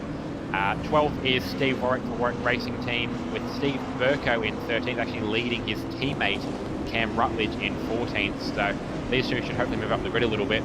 15th is NZ Snipes, pretty good run for him as well. Just he needs maybe just a bit more track time to get the race pace up. Cheese starting from 16th and Termo starting from 17th actually. Bit of a surprise, but again, plenty of track time to get that pace under him. And Dane Liccardo is currently waiting at the end of the lane, and he will be starting once all the cars are past the first sector. He will indeed. There they all are, getting ready to go here for race actually the only race of the day. And we're all ready to go. Welcome to the jungle, ladies and gentlemen, the concrete jungle. That is the Gold Coast Surfers Paradise Street Circuit. All lights are on, And we are away for the first of 68 laps. Rosella gets a really nice launch off the first row of the grid. Devonish has a little bit of a tardy start. McFarlane's going to run Noah's Ark style 2x2 with him down to the first chicane. In fact, he's got him. McFarlane goes through into P2. Very, very good driving. Devonish with a little bit of a tardy start, but I think he probably also thought, you know what, it's a long race. There isn't any point in arguing it this early. I will just let it go. Stenberg's had a good launch too. He's up to 4th. Yeah, I think for Will there, he just had he had in mind what he needed to worry about. Kurt was his main issue. He doesn't really matter for him if Luke and Corey Strickhoff in the distance, so he's trying to let them go. But crucially, still a good start for Will there. And yeah, he's holding on pretty well. Actually, it seems everyone's got through the first lap pretty cleanly so far. And Liccardo's been released from the lane as well. So while the race leader's down at the when he got down to turn 11, Liccardo was just exiting the hairpin. As I said, not a bad spot to be starting. He's actually got some clear track, so he can put his head down and he can just try and catch the back of the snake. That's as best as he can do. And if he gets a safety car fall his way, he's back in the game. That's as simple as the equation is for him at the moment. Field still pretty closely bunched on lap 1. There's sort of 2 distinct packs at the moment. There's the group from 1st through to 5th. So the man in 5th is Brennan Ross. He's hanging on to the back of Kurt Stenberg as best as he can. And then you've got Nathan Higginson holding up a gaggle of cars that are the next group that's from sort of like 7th down to about, actually what's now down to about sort of 9th. And then Noah Turra in 10th. He's got the next group. I will say an important thing to note early for those playing along at home, the track limits, the track cut count is not the same as we're usually seeing. I think it's scaled something like once every 10 laps, I believe it was. Yeah, correct. First victim, first victim's Higginson, and he's been hit by Coxon there as well. I saw that unfolding. He went through the chicane. He's lost the bonnet, but he's going to have some damage there as well. He'll have to get that turned and gone the other way. That's a driving error. That's not through any fault of his own. And Cox has got damage, I think, as well. We have a look at this one on the Outworld Broadcasting replay. Cox has got a front left puncture, I think. Yet Higginson got 2 out of control, fish-tailed down the road there. Probably didn't hold the brake for long enough. Cox unfortunately collected. And for Higginson, he's going to have damage. And Cox, I think, will find is coming to the lane to get that damage repaired. Yeah, here comes the Anson Motorsport number 94. And that's going to be sad. He's going to go a lap down really early here. And that's a disaster. Not through any fault of his own. Higginson in behind him. That'll be probably judged a racing incident. Yeah, that was unfortunately for Cox. He was just too close to Higginson when he made the mistake. Higginson, he did try to get out of it. He actually, as we saw, he didn't complete the chicane. He sort of exited halfway through, but it was just the momentum of the car was such that he wasn't going to get it under control until the car was stopped. By which point it was stopped more or less right in front of Cox. So that was just really unfortunate for Cox. He was just too close to Higginson when that happened. Look, I don't think it's actually going to put them a full lap down, but definitely going to be pretty close to it. Cox is going to lucky. He's going to get out here. He's got out here, and Rosella's only just sort of at the last couple of turns now. So he's not a lap down, but he's going to be very close to sort of being, or the better part of a lap down. Oh, and he's butchered the chicane there as well. That'll give him a track violation too. Yeah. So that's not great. But it has put Higginson a lap down. So they're both. Higginson's now going to get lucky dog at the first safety car, but they're both now probably in the market. Same with Dane of really quite aspiring for a safety car at some point in the next 5 or 10 laps. Well, Liccardo's picked up those 2 spots as well, so he's obviously gained a couple of freebies there, so that moves him up to 16th. Just noticed as well, Will Devonish has lost a couple of spots on the last lap as well. His last lap was a 13.7 relative to everybody around him doing 11s. So he's made a mistake somewhere at some point. Just trying to see where that actually took place. And I believe it looks like it was through the beach chicane. He had a bit of a tardy, run through the first chicane, it looks like, and then the beach chicane he did something similar. So he's now dropped behind Ross and, crucially, Stenberg. Yeah, and he's going to need to finish ahead, even either finish ahead of Kurt Stenberg or just finish where Kurt Stenberg doesn't. But crucially, it's sort of Will's race to lose here. Like, he's not going to be out of it in the points coming into the final round, but it's going to make the work a lot harder for himself if he doesn't put together some work here. That said, we mentioned 64 laps still to go. doesn't have to do it now, but he's going to have a plan to do it at some point. Yeah, you're absolutely right. Well, I mean, talking about a plan, there's a few things that we probably need to think about here. So if we bring up the DCD race facts with, of course, Daniel Cox Designs done a... that's the wrong one, Steve.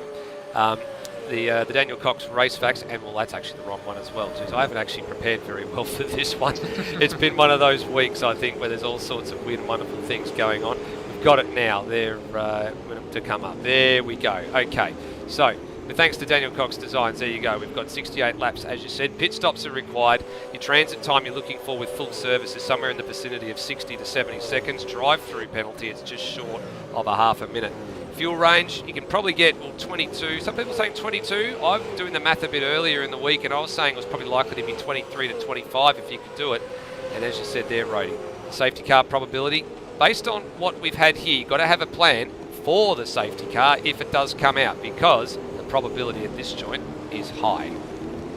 Yeah, it's less a case with 200k race of people liable to cause them. There's just, as we saw, like arguably Higginson and Cox could have been one.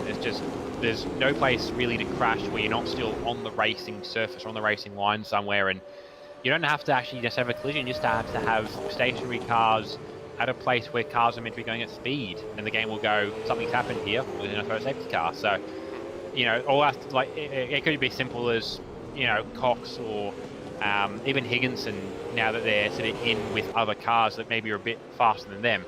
All it takes is a mistake from them where they're sideways across the racing line and we get on a safety car. So, yeah, you need to have, A, B, C, D, E plans. You need to be adjustable around here. Yeah, you do. You've got to be able to think on your feet. We were doing the math as well and looking at where the sort of pit strategy is going to fall. Some drivers that are running on the soft tyre, they're probably going to be staring down the barrel of possibly 3 stops. The right rear is what cops it around here, so you've got to look after it. You don't want to be too aggressive. That's why we're seeing probably some of the times we're seeing at the moment people mostly in the 12s trying and eke out maybe another lap or two of life on that right rear, especially where you see Redmond has just gone through there, that long loading coming off the final corner. That's where you're sort of really trying to apply the accelerator, and that's where that load really starts to take up.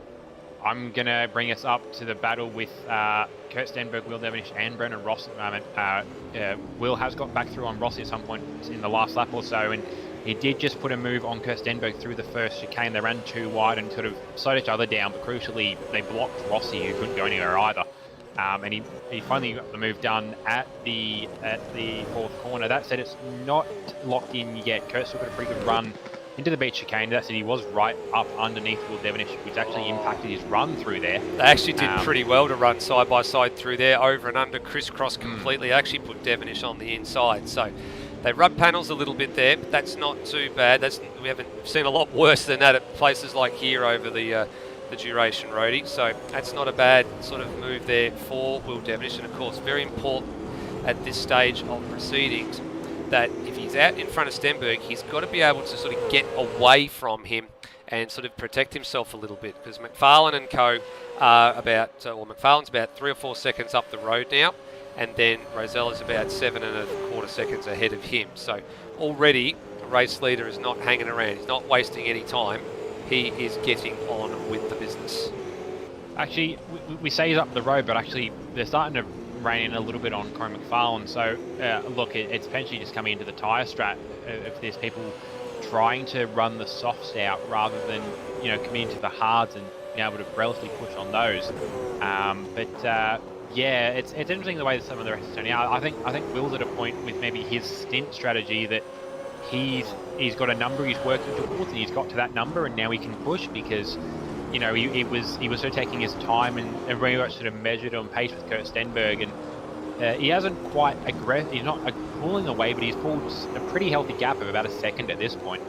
And he is starting to actually catch up on Corey McFarlane as well, so maybe Kurt's entered a bit of a conservative phase, and Corey McFarlane as well. Luke actually losing a little bit of time to these guys as well, but he's sort of stabilising with where these guys are at, so probably similar pace for Luke as we're seeing from Kurt Stenberg. Yeah, you can see just on that last little shot there that Devonish is sort of checked out ahead of Kurt Stenberg. He's setting his sights on McFarlane. For a little bit, I thought that McFarlane was possibly holding up Devonish and Stenberg and Ross in the first 2 or 3 laps before Devonish made that mistake as well. So I dare say we'll get a real indication of what Devonish has got up his sleeve probably in about 3 or 4 laps time if and when he does get to the rear of the AAR Team Master Foods Mustang. Lewis Wedding started 9th. He has moved up 2 spots. Dawatara behind him started 10th. He has moved up 2 spots. Yeah, so they've had a pretty good run here.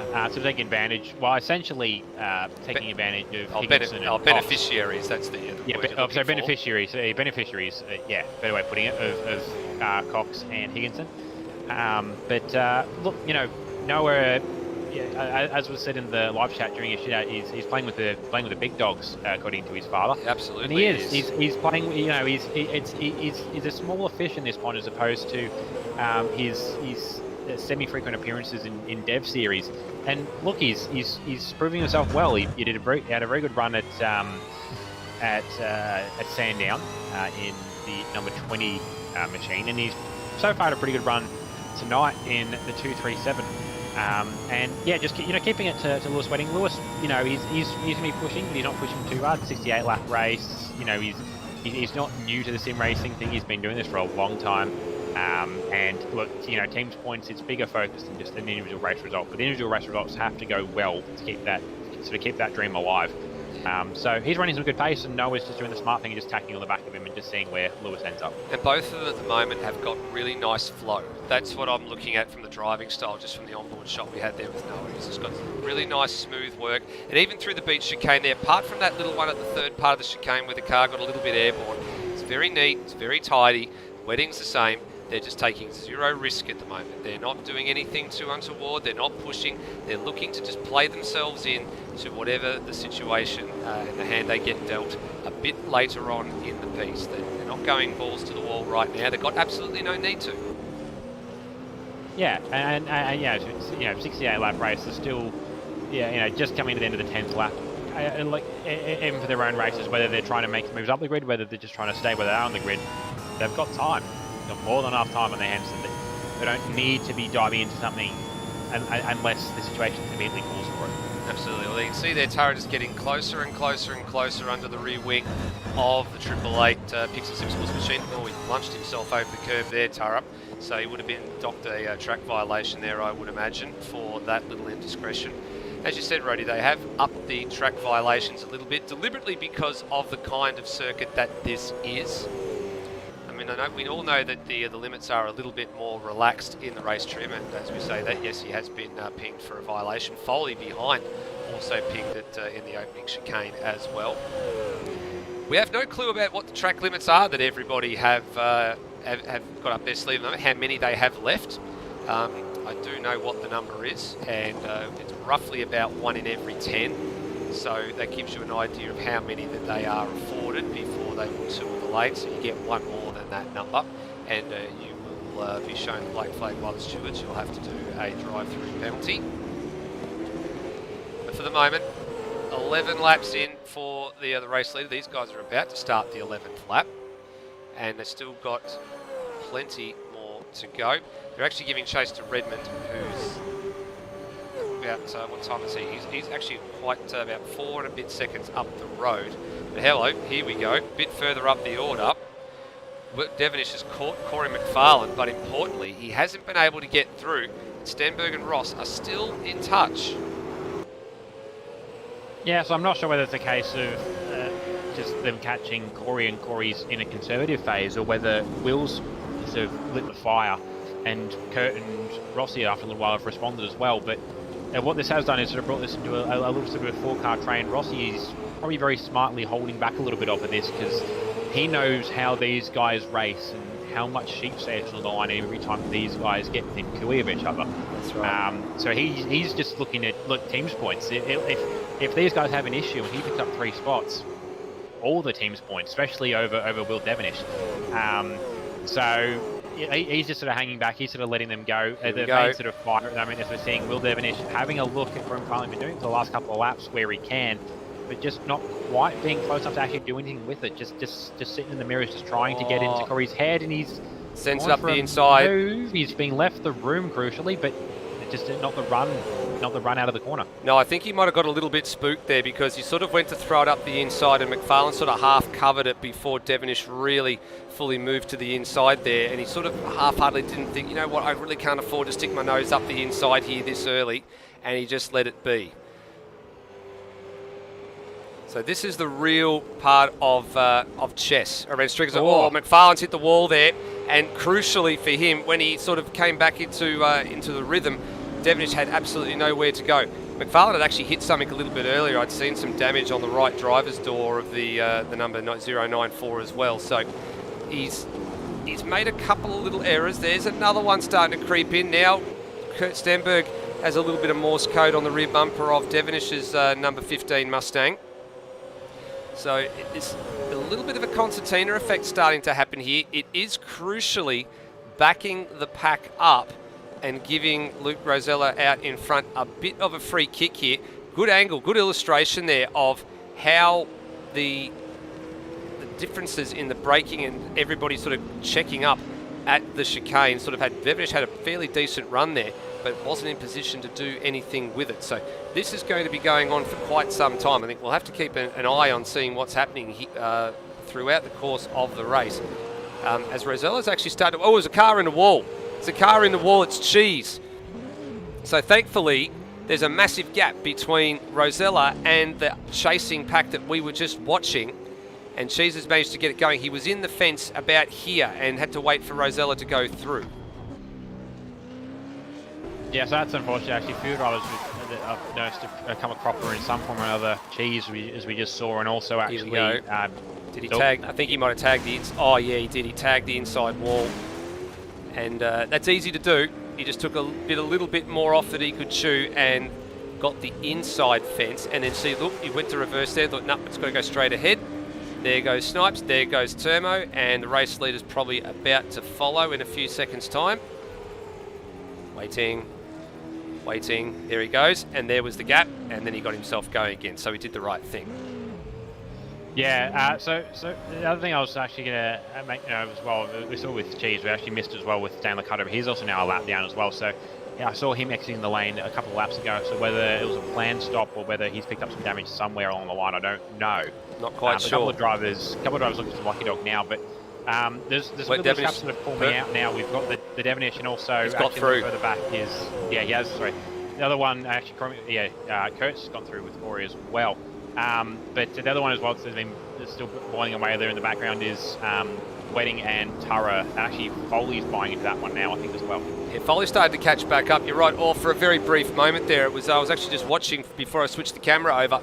It was actually too wide coming out of the final part of the chicane. I think Wedding had a bit of a poor run. And Steve Burko's on the back of this group as well now. So this is 7th, 8th, 9th and 10th in this shot here right now, ladies and gentlemen. 7th, 8th, 9th, 10th. There they go. All in a very, very short space of time. Chuck a blanket over them. Yeah, so it's sort of gone from nowhere. I'm not sure whether, again, the guys behind Lewis has picked up the pace, whether Lewis has backed the pace up a little bit. But Noah's definitely looking a bit more aggressive than he was the last couple of laps ago. That said, he's feigning. No, he's feigning. He's playing the big game strats, the head strats. He's trying to influence the actions of the drivers around him just by feigning pits and feigning moves. So, he's got the race smarts to be in supercars. So, it's good to see him out there playing the game the big boys do. But this is a good little scrap now. It's got Foley and got Burko in. There's a lot of experience in this battle outside of Noah, but at the same time, a lot of racecraft between all four of them as well. Absolutely. I just went back and had a quick look just to see with Dane Liccardo and that pit stop you mentioned too, because he said he's actually gone a lap down. It actually looks like he came in potentially as part of a planned stop. I'm not sure. He had a 1 minute. He had a 1 minute 40 lap, and then he had a 2:02 lap, saying to me that maybe he had a slow sort of a lap, and then he had and obviously the out lap was the one afterwards. Speaking of planned stops, we're getting it. His first planned stop. Race leader is in, as well as Kurt Stenberg and I believe Corey McFarlane. Yeah, so some of them are going to be working backwards here, I think. Yeah, here we go. McFarlane in. All three of them actually in the lane. So This is what I was just about to allude to. I think Liccardo came in deliberately. Oh, and geez, that's that worked out pretty well actually in the end. probably about a 1 second crossover time. Yeah, very minimal crossover time. And this is a short stop, I think, as well for a lot of these drivers. I think they're working backwards, and there's Tara as well. We know he feigned coming in a bit as well, and he's in the bay right in front of Stenberg as well. Done a pretty good job to get in there.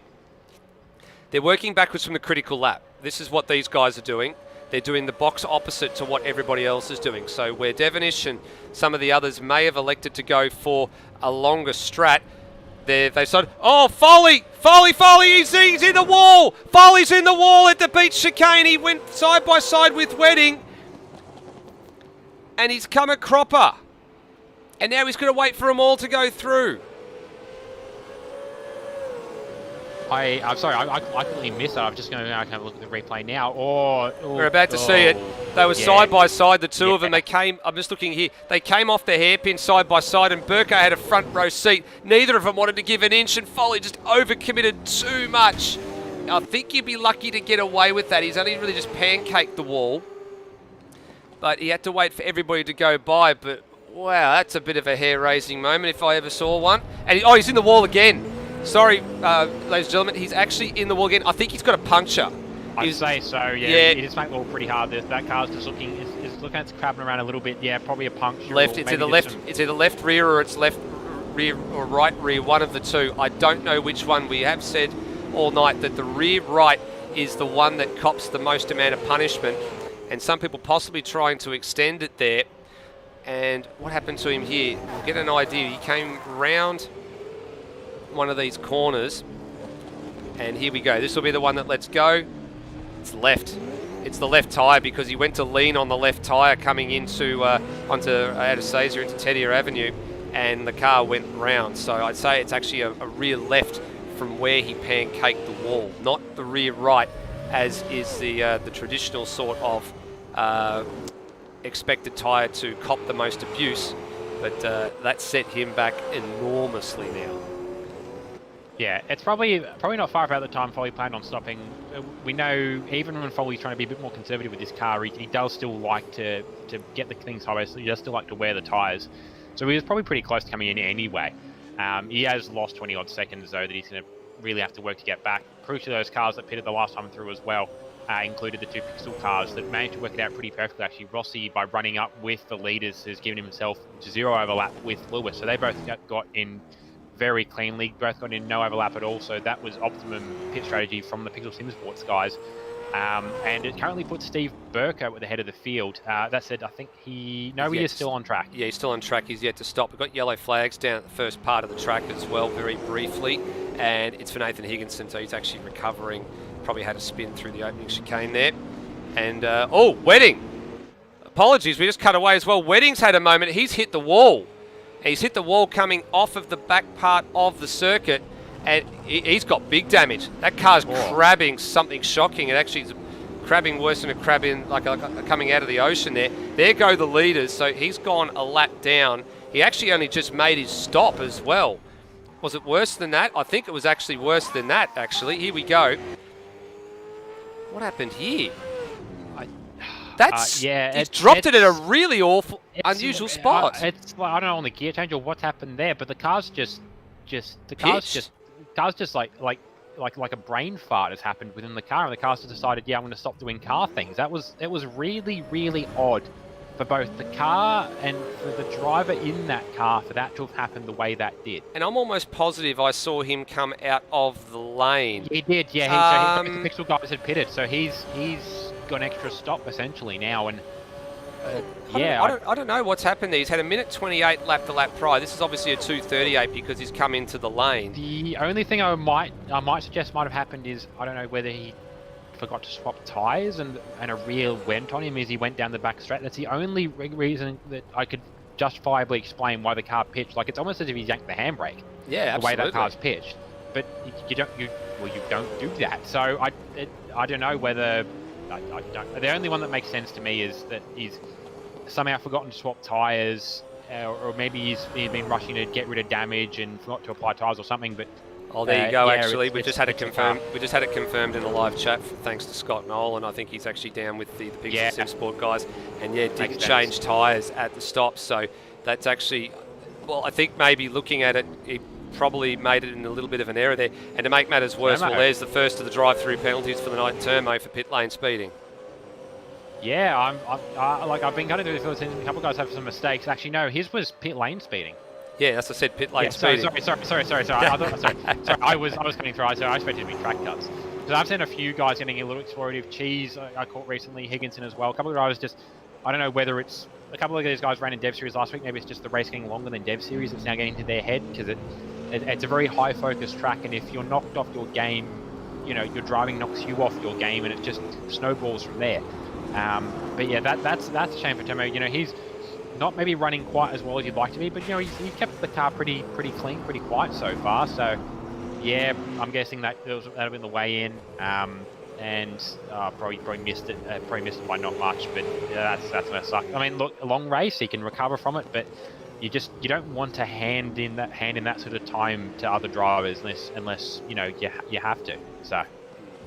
Yeah, that's a shame for Tomo, but you know, still 40 odd laps to go. He can get that back if the race falls his way. Absolutely. So still plenty of time to go. So that was Tomo. He was actually first of the lead lap runners. Tomo's actually just been passed by Liccardo actually because he's doing that drive-through penalty. So then that sends Tomo up a spot. Here's a passing move down the inside. Noah Tara gets the job done on Daniel Cox. We haven't seen a huge amount of passing at this part of the track. There's how you make a pass, and then Cox allowed it to happen as well. So. Bit smart there, played the long game in that one. And so, you know what, I haven't got the pace to run with the driver aboard the 237 Locky Lock Motorsports Mustang. Happy to sit in behind and just run my own race from here. So I think, Rody, just doing the math in my head, or Cox is coming into the lane again because obviously he had that damage to repair on the in the opening couple of laps. So he's in for what would be a scheduled stop now. I would say that everybody has probably been through the lane at least once, except for Cam Rutledge. And like, the only thing I would say then with Cam, it's lap 22. He's either got really good soft tyre life or Cam. Hard tyre. With Cam, yeah. Got to be. If nothing else, strategy. If there's an option there, he's gone out of the box because his pace hasn't necessarily added up for him to do as well as he'd like to this year. So yeah, I would not be surprised if running hard tyre. And even at this point, the hard's going to be getting a little bit second hand. But at the same time, his race is not with the leaders that he's just let through, Corey McFarlane and Brendan Ross. So look, he's going to go to the end of the fuel window. I'm not sure what the fuel window is on these cars, but he's probably going to run hard tyre and maybe go back to the hards again if he feels he's getting what he wants out of them. Like, he's still running 6 at this point, and he can pick up spots on these guys that are pitting around him. So, you know what, it might be the right strategy at this point if the race stays this green. Well, there was some strategy elements that the guys at Daniel Cox Designs were actually looking at for things this afternoon when the word came through. And the tyre strats were the 3-stop, with stopping on lap 17, 34, 51, and then getting obviously all the way through to 68. That was your 17 lap sort of window, 3-stop window.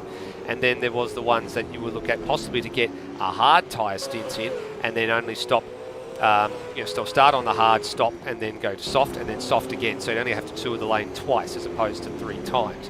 But obviously you do pay a bit of a penalty because the lap times are about 2 seconds difference on the hard tyre. Cam's been doing 13s and 14s. So it's suggesting to me that, yeah, it is the hard tyre that's in play here. Yeah. The fuel window was the big killer. Like on the report that I showed you a bit earlier, I said the math was roughly around 23 to 25 laps. So that's right about now. If he comes in this lap, probably if he doesn't, it's be in the next 2 laps. I'd expect to see the 0.15 in.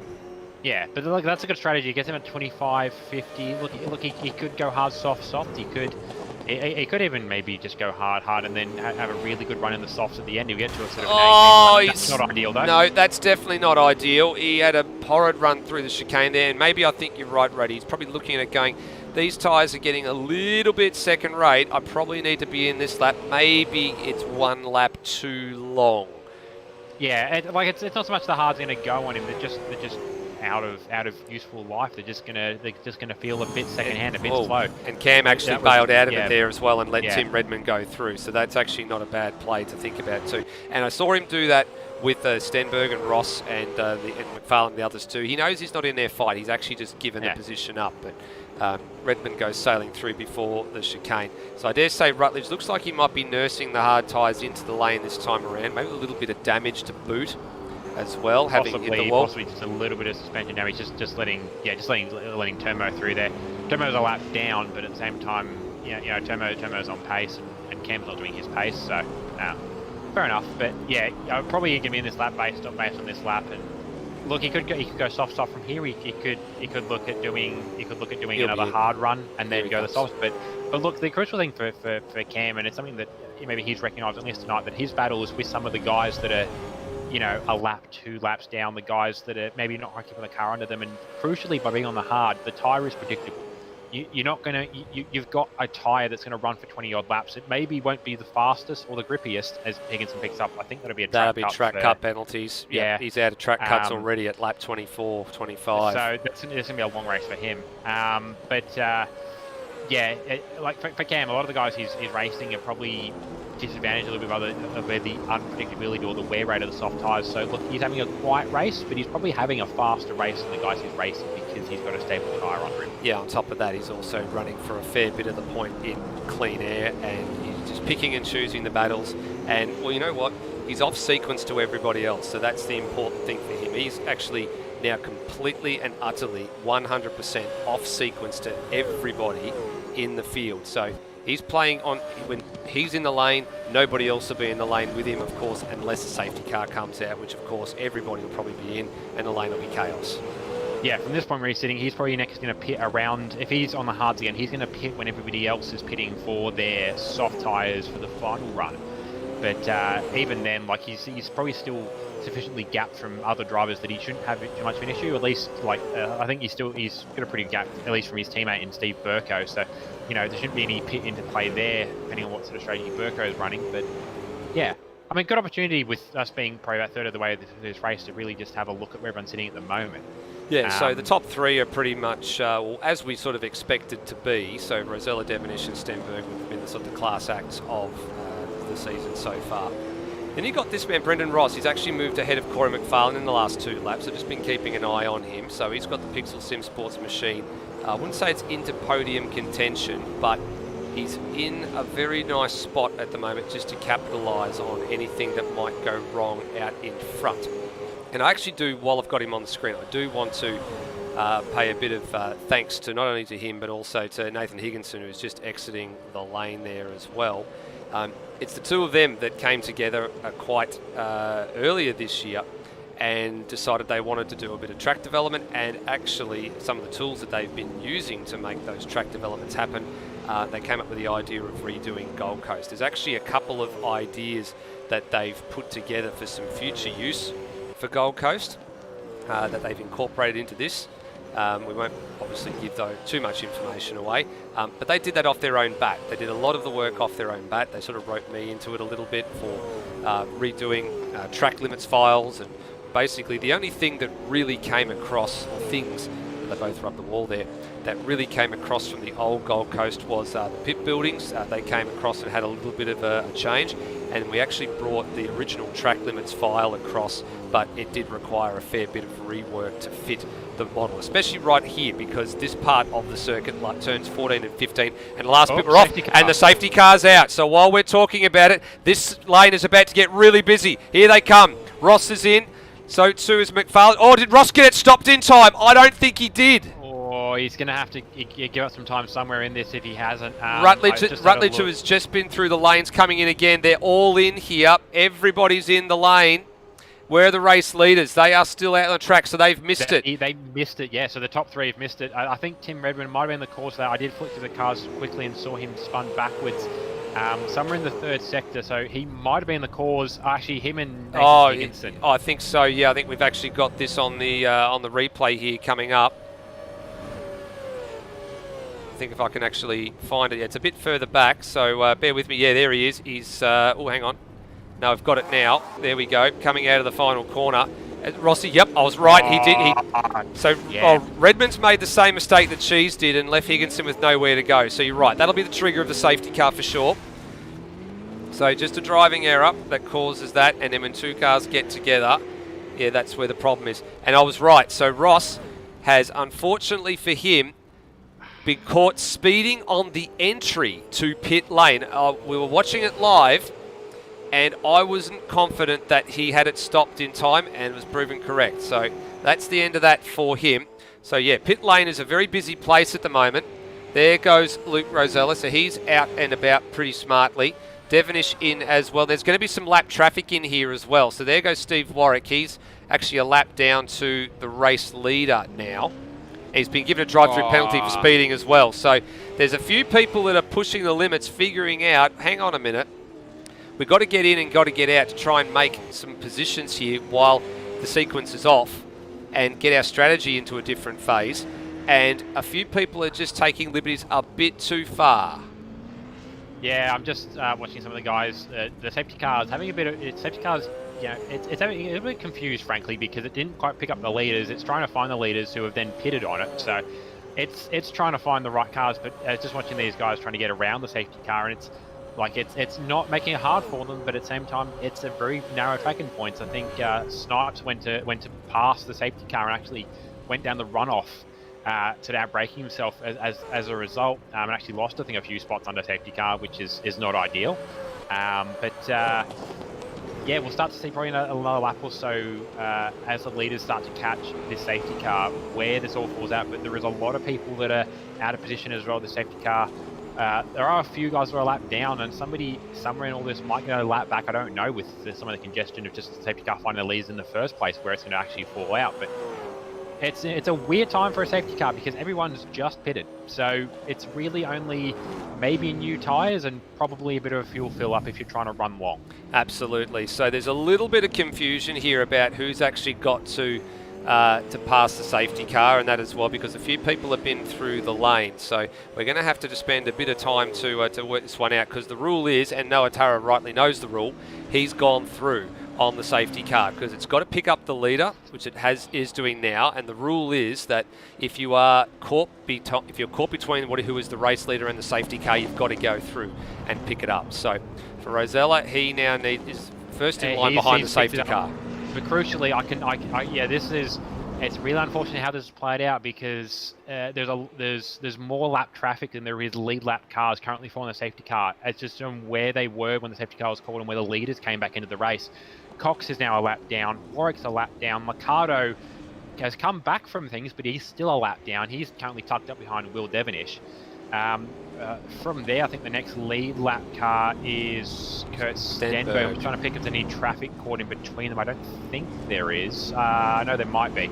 But I'm going to wait until everyone catches up. But it's going to be a really interesting restart, because there's for almost every lead car, there's a lap car somewhere tied into this. Yeah, so this will be really difficult as well for the lap traffic to try and get out the way. So yeah, just keep in mind here, ladies and gentlemen, that there's a bit of a sequence of things that have to happen to make this work. So you can see Daniel Cox, I think, is coming into the lane. So that's one less lap traffic car that needs to play out here.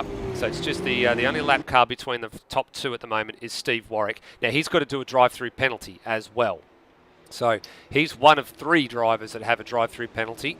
You have Brendan Ross, he got a drive-through penalty, so the both of them have got it for pit lane speeding. Higginson had it for track limits violations. Oh, there's a bit of a logjam of drivers starting, not anticipating what's going on with the safety car at the moment as well. So that's a bit of trouble.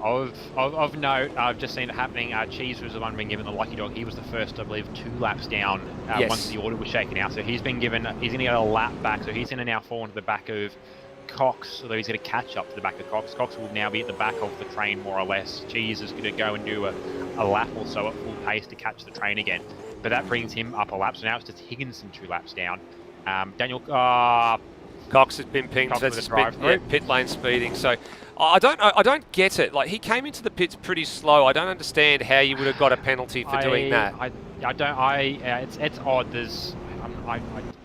I don't think there was an issue with the pits, because we had people pitting. I think we had some people pitting in Dev Series, and I don't know, no one's flagged an issue during the week. Whether people are just getting ahead of themselves or what, I'm not sure. But That's unfortunate. So based on the time he spent in the lane, he was planning on actually pitting. He wasn't just chewing the lane to get out of the way. So it worked out for him strategy-wise up until drive-through. So, yeah. It's an interesting race. It is at the moment, and very difficult. And she's been given a 10-second stop-go penalty. What's that for? So that's going to be that'll end up being rescinded. Oh no, he's pitted, and maybe that's what's throwing the issue. I don't know. Yeah. He's just entered the lane. Yeah, so he's gone through. Now the real question is a safety car coming in this lap? Because if it is, then that causes a bit of a dilemma for obviously for Cheese. But the answer I think is no. So I think the one for Cheese is more than likely going to be rescinded for that one. Yep. So we'll be sort of taking care of that one behind the scenes. But actually, he's not going to get out in front of the safety car. No, he's going to be falling. No, he's going to have to wait at the end of pit lane for that one. So he won't be sort of able to really slot back into where he's got to be. He'll have to join the tail end of the line. So that's what's throwing the issue up is he was given lucky dog to get the lap back, and he's now lost that lap again. Oh. He's just shot. So I'm guessing he's been told somewhere by the game to be somewhere. Would be my guess as to why he's just shot through like that. I'm guessing he's been told to be somewhere, which is probably ahead of the safety car. But I figured that's probably why it's throwing an issue up, because he's supposed to have gotten a lap back, and by the raw data of the timing, he went back a lap down again. So he's not supposed to do that. That's you get the lucky dog. You're supposed to be a lap ahead of where you were. So that's probably what's throwing the issue. That's probably why we saw some of that.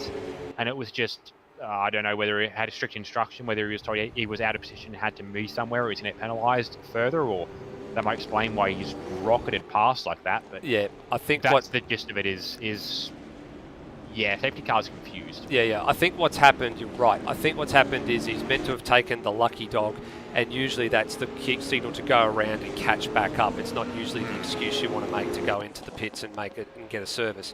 So that would have been the reason for that, but I think that'll probably be looked at post-race, and there'll be a bit of a discussion point around whether or not that procedure actually needs to be cleared up or not.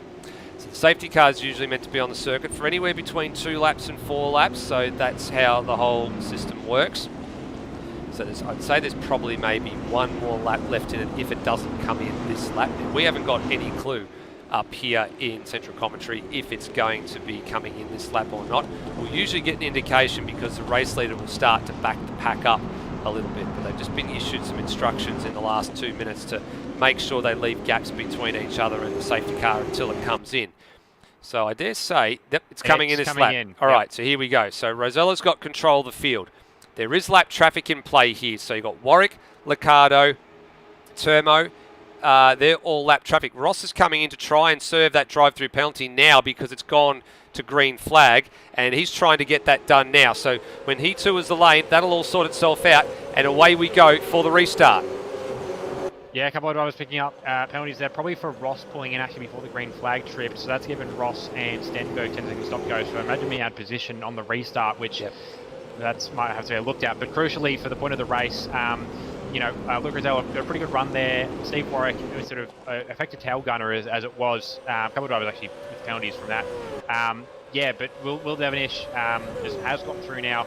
And that's actually the battle behind us now. Steve Warwick and Dan Liccardo, which is in position with Kurt Stenberg then a little further back. Yep, so drivers I'm just looking at the moment just to see who has actually served their drive-through penalty through that one. So Brendan Ross tried to come in and serve it. Higginson's been in to serve it. The only one that remains then is Steve Warwick. So what you'll actually see in a few minutes is, in a few seconds, is actually Steve Warwick is going to be reissued with his drive-through penalty to make that happen, because he does still unfortunately have to serve it. So there it is flashing up on the screen. So the protocol actually is that all the penalties get wiped out if based on a restart issue like that, and then everything has to be served. So I actually saw Steve Warwick in the back of shot. I believe he's potentially pulling into the lane to serve that at the moment. Yes, he is. So he's getting that over and done with. So that's good to see. There he is in the lane right now. Yeah, it's a bit of a congestion, especially when we're dealing with 20+ cars sometimes to go through and pick the penalties. So it's easier just to clear them all and then reapply them later.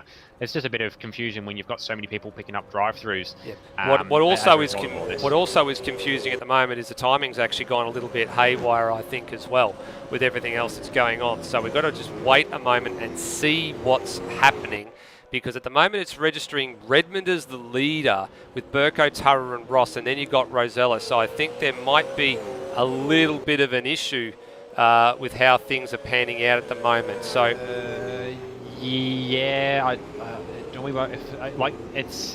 don't know what's happening here because,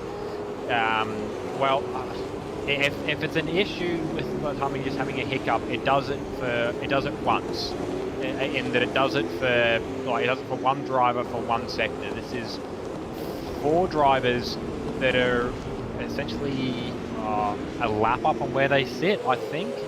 Yeah. What that's been counted as, really. Tim is supposed to be ahead. No, I think Tim is supposed to be. I'm trying to do head math and it's hard. Yeah, I'm working it out on the fly at the moment too, Rody. I think there's actually a few drivers that actually need to have some laps changed. Tim sits behind. Yeah, so Tim sits behind Rosella, which makes sense. Burko's behind him. Noah's behind him. Ross is behind him. Ross had to pit for that drive-through. I'm gonna guess maybe some of the out of position stuff on the restart maybe threw an issue up as well. Maybe I appreciate Ross trying to pit as early as he did to try and get that out of the way, but at the same time, normally you leave a green flag of laps worth of racing before you pit, because it has caused issues in the past. So I think what's happened, and I can see it getting corrected now, that those 4 drivers were gifted a lap for whatever reason over the other guys who are racing. I don't know how that happened. Something you can look at in a review later. But that does seem to be corrected now. So yeah, that looks right. Luke Rosella leading the race by currently 2 seconds over Will Devonish, with Kurt Stenberg in 3rd, Corbin McClellan 4th, Tim Redmond now in 5th place, which tracks with where he was sitting. Steve Burko 6th, Noah Taro 7th. And Brendan Ross coming out in 11th as a result of serving his drive-through. Look, I'll be honest. We said this was going to we rumoured this might be a bit of a chaotic race. Being Gold Coast does like to throw a curveball, but it's not a curveball we're used to seeing. No, definitely not. And something that obviously we have had to react on the fly to a little bit here in Central Commentary as well. Just one of the things that we actually do here, I think a few people have known this for a little while, is that the server actually resides here at Outlaw Broadcasting HQ. It's one of the things that's been here for quite some time, because there is a fibre to the premises connection here. So it means that throughout the week, that's where the practice server resides. On race night, we actually can broadcast, and it's also the duty of the chief broadcaster, a la me, to make sure that the server actually runs, and if anything like this actually happens, which is great because I've got you here in commentary with me, Rody, so you can actually manage and do a bit of commentary work while I'm beavering away on the keyboard, figuring it all out. Yeah, this is one of the situations where my ability to talk endlessly is uniquely useful. In much the same way that there's 2 unique cars in like Formula 1 when it comes to Murray Walker, apart from one car behind him, which is identical. Yeah. But now that we got those sorted out, lap 36 running on at this point, and positionally, I think there's a good battle going between Cam Rutledge and actually ended Snipes at the moment. Yeah, there is, and here they are on cue on screen. So the Donut King 420 machine trying to hunt down Cam Rutledge. Now, interestingly in this debate as well, Rutledge only had stopped about 2 or 3 laps before the safety car came out. So he actually came into the lane again. He was in prime position when that car was called. That safety car was called to get into the lane. He was only about 500 metres from the pit entrance, and he reacted straight away, along with a number of other drivers that were just ahead of him on the track. So they've come out with a pretty good wicket after all of this. Snipes was another one of those drivers that reacted really well as well. So they've gone from being sort of on the outer fringes of the top 10 and potentially nearly going a lap down to being well and truly entrenched on the lead lap as well. They're now stuck behind Lewis Wedding. Unfortunately for him, he's doing his best to try and pull away from them. He's 2 laps down, and he can't quite do it. Yeah, so I was just trying to look at lap times to figure out whether Cam had actually committed to the hards or not. And he's keeping pace with Snipes, but Snipes also has been having a pretty rough night for pace. So look, it's possible they're maybe both on the hards. He's just getting through now on Wedding, which he was instructed to do by the Flaggies trackside. But yeah, look, even if he's on the hards, Cam's still at a really good spot right now, because through the safety car and through drive-throughs and this and that and the other, he's actually in a really good position. The guys he's got to race at the moment is Snipes, who's just happy to tag along. Rossi, who's probably going to try and get through. Rossi's going to try and sort of resurrect some teams points based on how this race has sort of played out so far. And then Cheese will be the next one catching them from there. But Cheese probably similar position. He's just out there to have a run. So Cam's probably at sort of the head of, I suppose, almost his battle, as it were, as sort of the guys at his end of the field. He's sort of the lead car now of that group, and he's really good, in a really good position as the race plays out at the moment. I'm not sure where his tyre strategy puts him. Like, he probably would run a little deeper into the softs where he could then really abuse the softs for the final stint. But look, he might be in a really good position coming into this race. And Ross is coming. He's coming at the moment pretty quickly relative to the guys in front of him. So Rutledge and Snipes did 14s on the previous lap. Ross did a 12.2. Yeah, which makes sense. He's out there on softs. He's out there recovering. You know, the strategy, whether it falls into legal or whether it's an issue later, the idea of pitting as soon as possible was exclusively the I need to get positions back. I need to get this out of the way as soon as possible, so that he can then commit to the tire warm-ups and whatnot, commit to the stint as soon as possible, rather than having to, you know, commit to a stint in traffic, then pit as we see somebody else is going to be pitting for a drive-through. Nathan Higginson, that'll be probably another track cut. He did already hit his limit before. Yeah, Rossi's just going to get those spots back. He's probably like the two in front of him are for position, but I don't expect them to race him too hard. He is ahead of them on pace. But look, that said, they're legally allowed to. So we could see a 3-car scrap. We could see Ross just process through. I think we are going to see a 3-car scrap. I think it's inevitable that we're going to see a 3-car scrap. You can see we're looking out the rear wing now of the 420 Donut King machine of NZ Snipes. You just see this Pixel Sim Sports Commodore just looming up, just lumbering along, just like a little white shark, just catching. Look how good it is under brakes as well, though. Just gained so much track time and track position, and just erased that half the deficit in about 2 corners to the Mustang in front. So this is not going to be too much longer, I think, before Ross decides he wants to have a real go at the back of NZ Snipes. Probably down here into turn 11 or up into turn 4, I think, are going to be the opportunities where he decides to take it. Snipes doesn't want to hang around, though. There's a bit of an awkward look there at Cam Rutledge, and that's put him on the back foot, and he thought, you know what, I've just erased and made a bit of a right hash of that, and probably did a bit of a gentlemanly thing there and just coughed up the position to Ross, just realising he'd made a bit of an adjustment. It's actually a bit of thing coming in the chat here, Rody. There's a bit of a message that's been sent to you. Yeah, so check that out for me.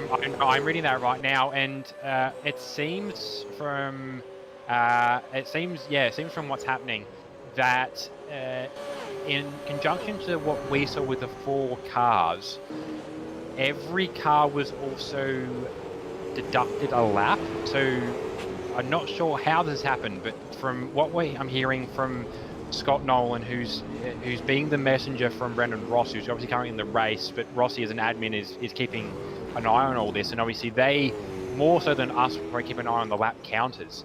At this point, because everyone got put back a lap, the race will go for 69 laps of racing, but only 68 laps on the counter. Okay, so that's a bit of a weird one there. So we'll have to sort of... I'm trying to figure that out at the moment. Every car needs to be moved up a lap, from what I'm being told. Yeah, so I'm just reading through the timing at the moment just to see if there's anything of that nature where that actually sort of happened, because of course we've done some adjustments to move, you know, certain cars that were a lap ahead back 1 lap, but like there's actually not anything sort of appearing on the timing that's actually showing it. Yeah, he's mentioned it happened on the restart. I'm just going to bring the stream up on my second screen and just scrub back through for a second. Just have a look at the restart. Just pick up if the timing tree has changed as we've exited just make sure stuff. We'll just make sure you mute that stream before you actually do too much damage to it. My stream's automatically muted. I only have the stream up in the background pause usually, so that I can see the chat log, so I can see when, you know, for example, Scott Nolan messages me about issues with the timing. But yeah, I'll try and bring that up. My internet not too happy about trying to do two things at once. But yeah, if that's what's come up, that's an odd one. But look, it's thrown issues, and I wouldn't be surprised if the game's just kind of said I've had enough and has decided. Yeah, so it will be sorted before the end of the race, one way or the other. We just need to get conclusive evidence that it has happened. But yeah, it's just a really odd night. Very, very strange night. I think a lot of it's also just going to be down to a few of those little glitches that we saw where people were meant to come in or do the lucky dog, and they were, went through and did the pit stop and stuff as well, and a few other little things. And I saw Brendan Ross very cheekily trying to get a drive-through penalty done, if I get my words out, a drive-through penalty done at the green flag restart. Normally, that doesn't happen. You've actually got to try and get that done on the first proper lap of full green flag racing. So I think there's just a few little decisions that a few drivers have made tonight, potentially, that have led to some of these things happening. Well, looking back through the log, it's a bit strange because I'm reading people like Tim Redmond, and also looking at people like Kurt Stenberg and that, who were on completely different laps, and then just doing the math, and the actual lap counter for each driver shows that they've done the correct number of laps. There's no, the additions or the deductions are just the way that it happens to be. It just lops it off the bottom. So from what I'm seeing at the moment, it doesn't look, like it's inaccurate. But yeah, there might potentially be some other dramas going on. We've actually just had our first retirement from the race, Rody, after 40 laps, and it's Cheese. So I had seen him down these. Something I actually look at, and actually I've just had a look. I've just watched the stream back on the restart, and the lap counter went from 32, ticked up to 33, and then ticked back to 32 within a 5-second period. So. And the lap count obviously keeping track of where the leaders are at. So yeah, for whatever reason, every car as they crossed the line got brought back a lap. So everybody will need to be put forward a lap. Okay, so that takes a little bit of effort to do that. So I mean, if you're watching viewers for the next 5 minutes. Yeah, well, there's an easy way, I guess, for us to do it. It'll just take a little bit of effort from myself to actually program that sort of element in. So what we're going to do now is, for the moment, when we start that process, we'll actually keep a look at what's happening here for third and fourth place. So you've got Kurt Stenberg here and Corey McFarlane, and look, I don't think these two are actually really going to trip over each other too much. I think it's a pretty safe bet that they're not going to trip over each other. But for the moment, well, let's talk championship, Rody, because for championship-wise, Kurt Stenberg, this is not a bad position for him to be in. When you take a look at how the point structure is for a single race like this, with 300 points on the table for the race winner.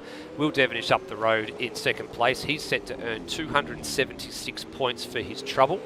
And then you've got Kurt Stenberg's going to take home 258. So it's only 18 points lost out of what was a near sort of 100, what did we work it out coming into that? It was about 166, I think it was.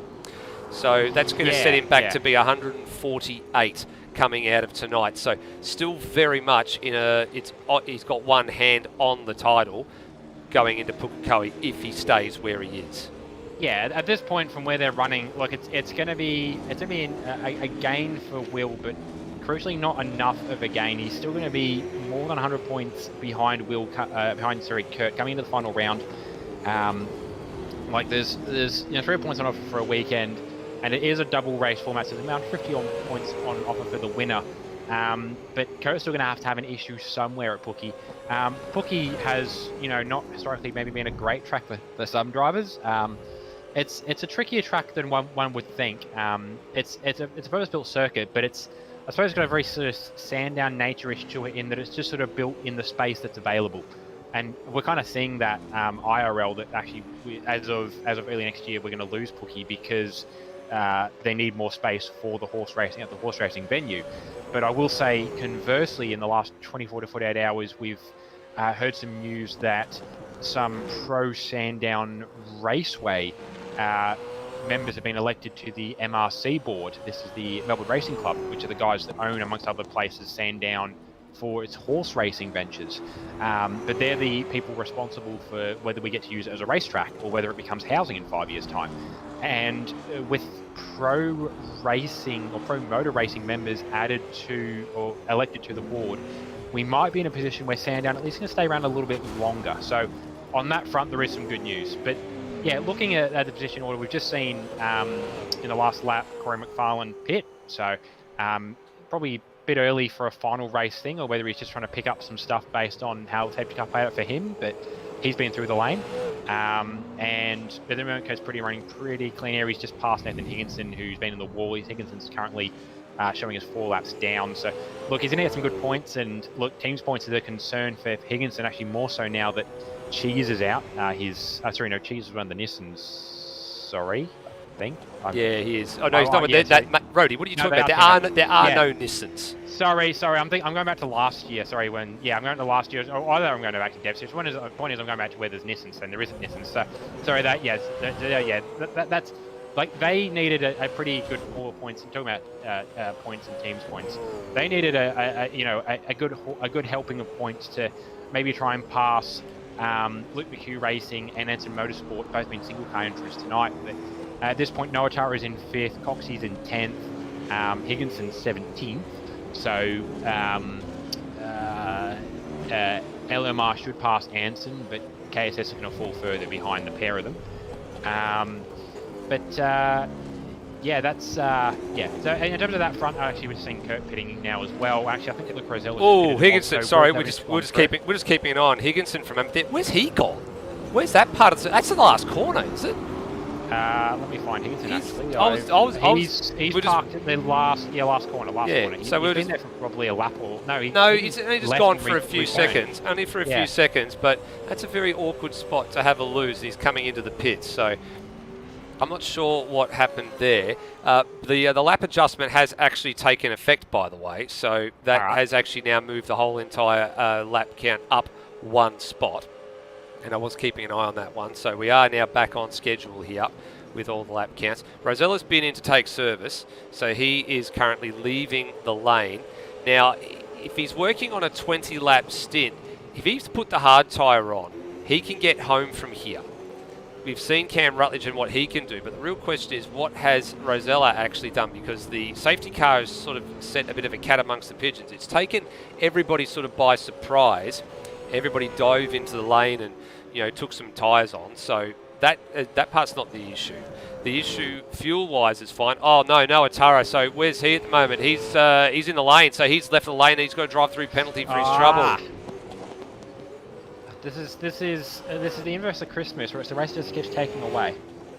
It absolutely is. It's like the Grinch that stole Christmas. So yeah, Tara, I'm not sure if that's leaving the pits or entering the pits. That's the bit that I didn't get with that one, but he's going to have to do another trip through the lane. That's actually, he's a lap down at the moment. I think he might potentially be vulnerable to Dane Liccardo. Yeah, he will actually. He'll be vulnerable to Dane Liccardo, who's currently in 11th. And, well, these guys are the first 2 of the top 3 cars that are a lap down, if that makes any sense. So Liccardo probably will pick up another spot here. And there's a yellow flag in the last sector as well. And another, Snipes. Yes, Snipes. Down the runoff. Okay, he's down the runoff road. All right, that'll be the answer to that equation. So he's going to get back on. Same thing he did actually under safety car. So whether he's just outbraked himself or what, he could have gone there, but he's just trying to get cars through. There he is. He's down the escape road at turn 12. Yeah. So at the end of Breaker Street. He's like Yes.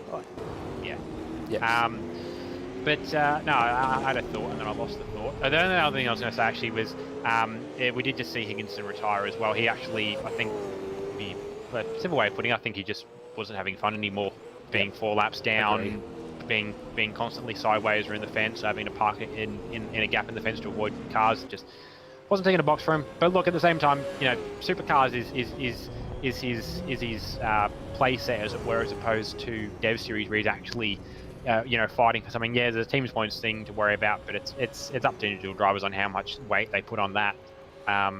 So look, probably not the best round for him in the end. But he made the shootout. But we'll catch him in a few weeks. Well, I say a few weeks. We'll catch him in a month and a bit for Pookie. Absolutely. Now there's a bit of movement and shaking going on here in pit lane. You can see that the Kiwi SimSport Team Tanifa cars have got to stack, so Snipes can't actually do anything here. He's got to wait for Redmond to go before he can get in. There we go. There's the answer to that equation. And look, Snipes, is he going to get in there? Yeah, he is. And actually, well done.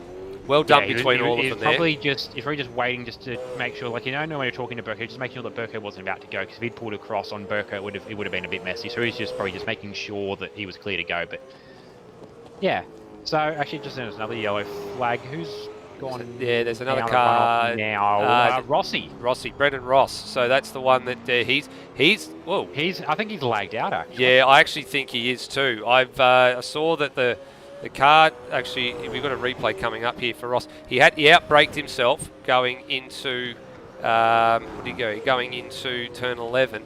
And then, he's had a tyre failure or something going on there. And and then went down the lane. Oh yeah, we've had one of these things happen before where there's a little bit of a lag spike. And now he's down the escape road there. And actual fact, he's retired. Yeah, so he's on for a flick spin and then just the lag has grabbed him and it's just not let go. So that's a shame. And look, that actually championship implications for sure, because look, he wasn't getting as many points as he was going to get, but he was coming back through the field. So that's now at this point, CRE has 2 points finishing drivers. Pixel has 1. At Pixel Pixel are worried, there's going to be issues for Pixel coming into the last round because there's a good chance Rossi won't make it. So Lewis is having to look at substitute drivers for that team's points debacle. It might not make it to the final round based off of some of the points hauls coming out of tonight. Well, if I was Lewis Wedding, I'll be tapping on Noah Tara's door right about now, or at the end of this race rather, and saying, hey, can you possibly jump into a seat in about a month and a half's time? It's not going to be a hold. It's not going to be a Ford. It'll be a Holden. But anyway, and we've just seen from Brendan Ross. Yep, the game gave him the I do not want to play anymore statement. Yeah, so that's gonna that's not gonna lock away the team's points, but that's definitely going to make it challenging. I know. Lewis has been Lewis is they're both very focused on getting a team's title, and they're in a really good position for it this year.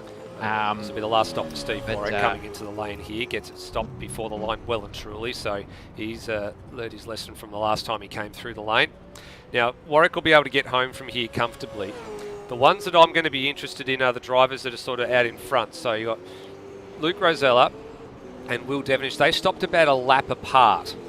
And they stopped around lap 50-51, which is sort of right on that lap 48, 49, 50, sort of that sort of area. So it's right on the cusp of being able to get the soft tyre home if you've decided to put the soft on. I mean, judging by the lap times they're doing that are in the 11s and the 11.5s, I'd say they probably are on the soft tyre, but they're just managing their pace at the moment. Yeah, I'm just looking to the top down. It's interesting actually to look at how this race has played out. We're talking about teams points, and I won't talk about it for a little bit because I just waffled on them for about 5 minutes. But the other interesting thing as well, talking about teams, talking about CRE, is 6th and 7th, who have been running pretty much a line astern in some way for most of the race, but they were doing it at the back, the top 15. They're now both in the top 10, and Steve's got a lot of clear air for himself. Steve Burko currently in 6th. Cam Rutledge has currently got a Noah Tara up his rear end. Safety car. So here we go. So if you were marginal on tyres and fuel, you are going to be finding out. And it looks like it's for Brenton Foley. Yeah, that's the one that I'm looking at. I think he might have either whacked a fence and gone right around and done something similar that we've seen already tonight. And he's got a front left puncture. What happened here? He's come down. And here we go. He's come down into turn 11, Breaker Street, locked up, given the tyre barrier a real reasonable lick. Front right lock up, down the escape road, and done a flick spin to get going, and has then come back out toward the track, and he's in close proximity to other cars, and then that'll be what it'll be. Yeah, the other thing is, over in car stationary is just that there's a car stationary nearby race cars.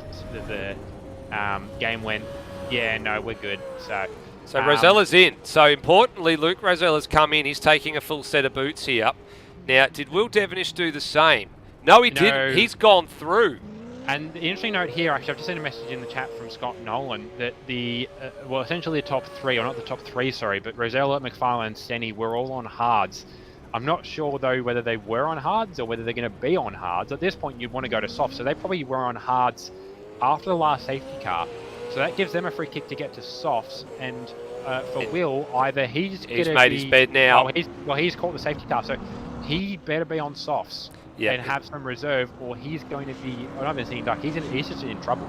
Well, he's not on soft tyres now. No, well, at the moment he's got lap traffic. He's got Daniel Cox behind him, and then behind Cox there's another car. It's just out of shot for me at the moment. Steve Warwick, there we go, and Turmo as well. So and Liccardo. So there's actually cars that are a lap down that are in the way at the moment. You're right. He's taking a massive gamble here. The safety car's obviously fallen for the race leaders because Rosella was ahead of Devonish, so that part was easy to understand. He had about a 3-second margin. Rosella's taken the bait as soon as the safety car presented itself, and Devonish has not. Now, I think Will was only in around about 5 laps ago, perhaps. Yeah, so he could be on softs and was planning on eking something out. Like, I don't think it's unreasonable. Lucky dog. Lucky dog for Coxie there. I don't think it's unreasonable to maybe suggest that that we'll plan on having a safety car at some point, possibly, because at the end of the race, everyone's already packed together. You know, there's a bit of, I suppose, chaotic energy in this race. We've seen with the timing just giving up completely. It's like 3 points so far tonight. Look, I wouldn't be surprised. Like, he probably planned on there being a pit stop or a safety car, so he's planning on having. Yeah, I don't think. What I'm trying to say there is he's put on softs at the last safety car. Is what I'm trying to suggest. Yeah, he's done. you want to hope that he has. I hope that he has, because he is like, he's not even just a city. Either he stays out on the hards and is having to block like anything, or having to like not even defend to like the Netherromian school of driving level blocking. He is going to be I'm trying to think of a good concise example, but he is going to be parking that like a tugboat. Well, it's interesting what's in play here, Roddy, because before you go any further, the order actually has been shaken up a little bit by that. So, of course, Devonish and Rosella have swapped spots, so that part's not an issue. Steve Burko didn't come in either. He'd already been in to serve his final stop about 2 laps ago, and he's now up into 3rd place overall, ahead of Stenberg, ahead of McFarlane.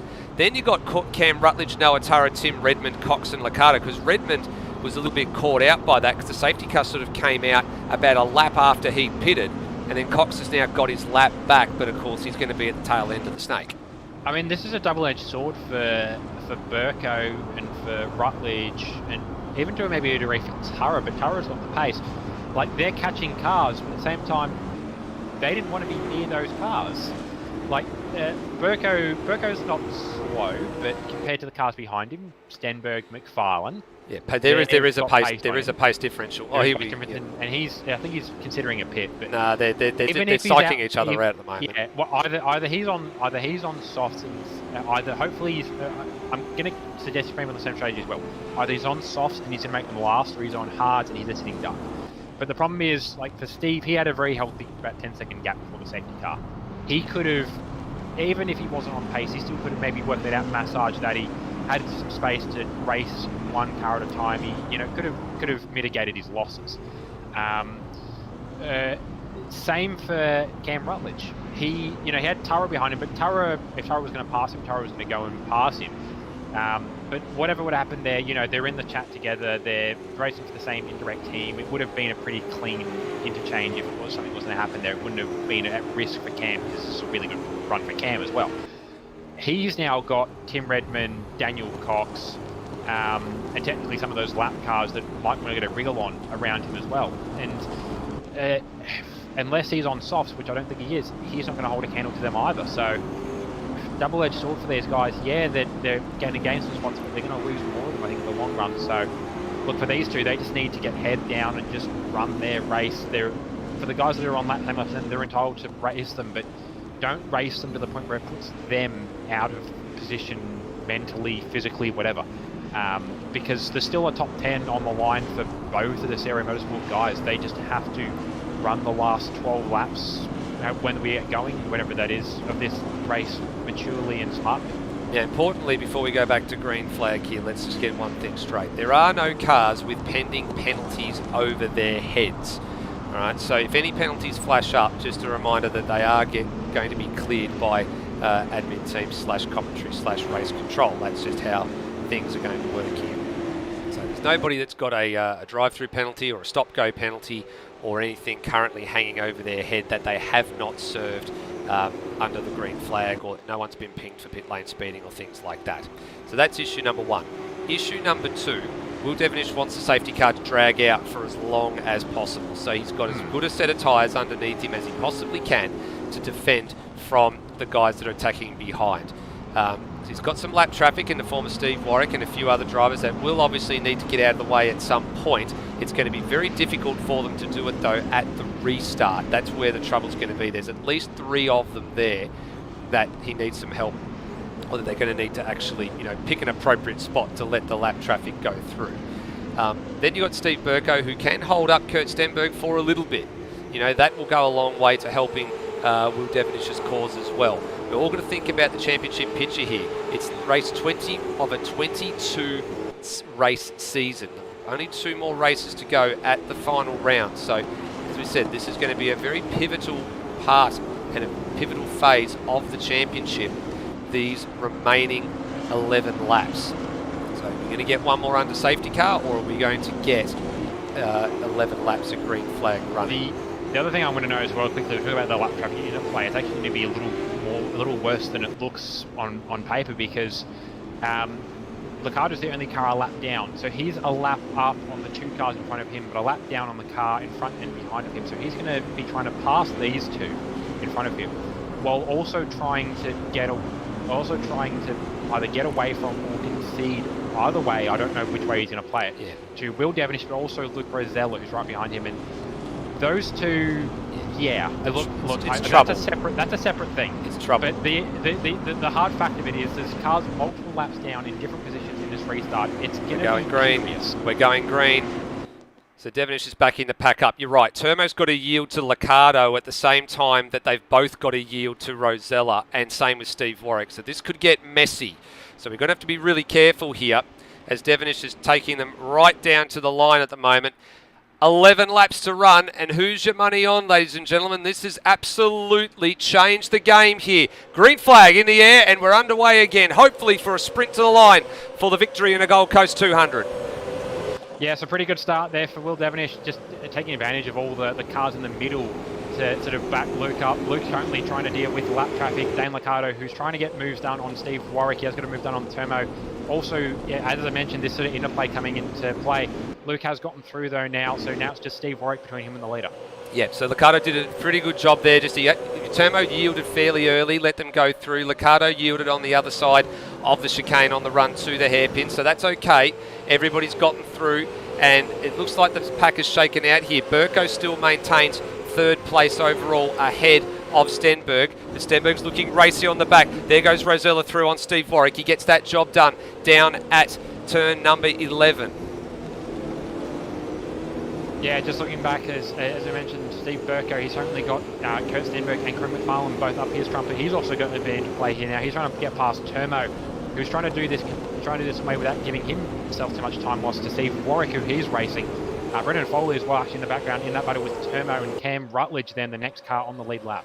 Absolutely. Burko still maintaining 3rd place. He's actually got a little bit of a margin, came out okay with that as Turmo was in a bit of an awkward spot, letting Burko through and then letting Stenberg through. Stenberg, did he just give the fence a bit of a rub? He did rub the fence just lightly, yeah. I'm not sure whether he's just maybe just a bit unsighted or what it was, or just a bit out of position, but no harm, no foul, no damage to that car, just a little bit of paint loss. Corey McFarlane now through on Turmo as well. So Turmo's next traffic is actually a 4-position race with Foley. But Cam Rutledge is actually coming on strong pretty well as well. Yeah, Rutledge is on the move as well. He's up to 6th place. He actually wants to get a wriggle on because Cox has got that lap back, and he's actually picked up a couple of spots. He actually has gone ahead of Tara. He's gone ahead of Tim Redmond as well, and he actually had to, he was behind them when the whole thing happened, when the safety car came out, and got the lucky dog, so he's moved up the order as well. There's a massive logjam going on here. You've got Liccardo and Warwick locking their horns in combat. Burko trying to buy into this as well, trying to round them all up, because of course they are a lap up. Oh, and Warwick's in the fence, and Termo's in there as well. I won't be surprised if that brings out another safety car. Yellow, please, just a local safety car. Safety car. Oh, I saw that happening in the back of the shot, and I was wondering what was going on there, because you had Warwick, yeah, he was in the fence, and he was in the fence hard. I don't know if he got a shove, but it got really ugly really fast. Yeah, so Here it is on the replay. So we'll go for this from a bit further back, because Liccardo and Warwick were actually racing each other, I think, for position here. And, Stenberger's snookered. Okay, so Stenberger's actually snookered Liccardo into Warwick there, so that's not Liccardo's fault. And then Liccardo's had a brake check, Warwick's down the inside, and they're all trying to let the leaders go through. Liccardo picks his time there down the inside, and Warwick's just wide. Oh, and he caught the end of the tyre barrier. look, yeah, it's a tricky one, because the problem is Warwick was a lap down to Liccardo. It was a lap down, again, as I said, a lap down the cars around him. Liccardo's trying to get moves on, Warwick's trying to let cars through, but not just cough up position or time, and that one's a really, I saw something like that happening, to be fair, because there was too many cars of different laps into play with each other. Yeah, it's still an issue, because Liccardo's a lap up on the cars behind him, but a lap down on the leaders as well. It's weird that you have one car a lap behind and then everyone else 2 laps behind, but it's just how this race is played out. The only thing that might change here is well, Liccardo's going to bring a lap back, actually. Yeah, I'm looking at this now and thinking Liccardo's going to get a lucky dog here. That's what I'm looking at right now. Which would clear this issue, which would be nice. Yeah, well, just it gives him someone to race, but also it just sorts this out for the last. I don't know how many laps we're going to get at this point. Could be as little as 4. Well, I think there's a bit of an appropriate sort of a comment coming in from Matt Cecil in the live chat too. I mean, you would have thought a couple of people that have obviously come up from the Super 2 ranks or watched what happened in Super 2 a week ago would have paid a bit of attention to what was going on. It doesn't look like that's the case. I don't think he's wrong, but to be fair, a lot of this is just interplay of lap traffic, and it's just there's only so much room on the track, and if you're trying to get you need essentially is the track to be 3 wide, and it isn't 3 wide anywhere, and it's a hard one to work out, because like, you know, Dane's got to concede, but he also just wants to make up spots. All the guys behind want to make up spots. Steve just wants to concede, but he doesn't want to concede to the point that he loses his race, because I think he had a battle with Foley or something at that point as well. So he was in with Termo. It's all just very, very ideally, I don't know. There's no easy way around that one as it played out necessarily. It was probably going to cause an issue at some point. And to be fair, a lot of the other stuff we've seen has just been I suppose little brain fart moments where either you've had a brain fart or you've just sort of lapsed concentration for a bit, which it happens. We've been racing for not far off an hour and a half at this point. We need to be finished in probably take another 10 minutes onto that possibly, but it's been a long night of racing. We've been a very, very confusing night of racing, which probably adds to mental fatigue as well, just trying to keep track of where you're at positionally, and you know the penalties, and some people getting a lap and all people losing a lap, and it's a confusing night. So it's not necessarily incorrect, but I think just mental fatigue has been a lot of what we've seen today, rather than consciously immature decisions, I suppose, as a polite way of putting it. Yeah, that's probably a fair comment, I think, to make in all of that as well. And you're right. I mean, the hard part of it is that there's been safety car and lap traffic permutations. That's the sole biggest bit part of the equation that we had tonight. We're getting a restart. Yeah, we are. So a very, very short safety car. So it didn't last too long. I think a few drivers would have been expecting that to go for a little bit longer than it did. So that's a new element to this equation. Devonish has controlled the restart again. He's got no lap traffic and no help this time, so he's got to go 7 laps with all of this. There is a penalty been issued there, but of course he didn't have anything going on there, so that penalty is going to be cleared as we go back to green flag.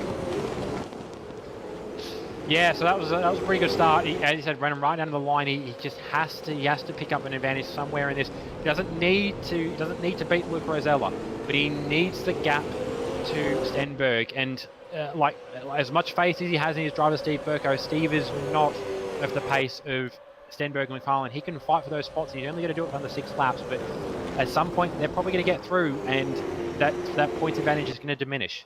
Well, here we go. So Rosella doesn't really need to challenge for a win here, but he can afford to just sit in behind and take the points. There isn't anything wrong with doing that, but for him, he wants the win. That's the important thing. So there's 2 fights that we need to be keeping an eye on here. There's the battle for the race win. That's the important one. The next one is the battle for 3rd and 4th. Steve Burko doing his utmost, just in a backer shot there, trying to keep Kurt Stenberg at bay for as long as he possibly can.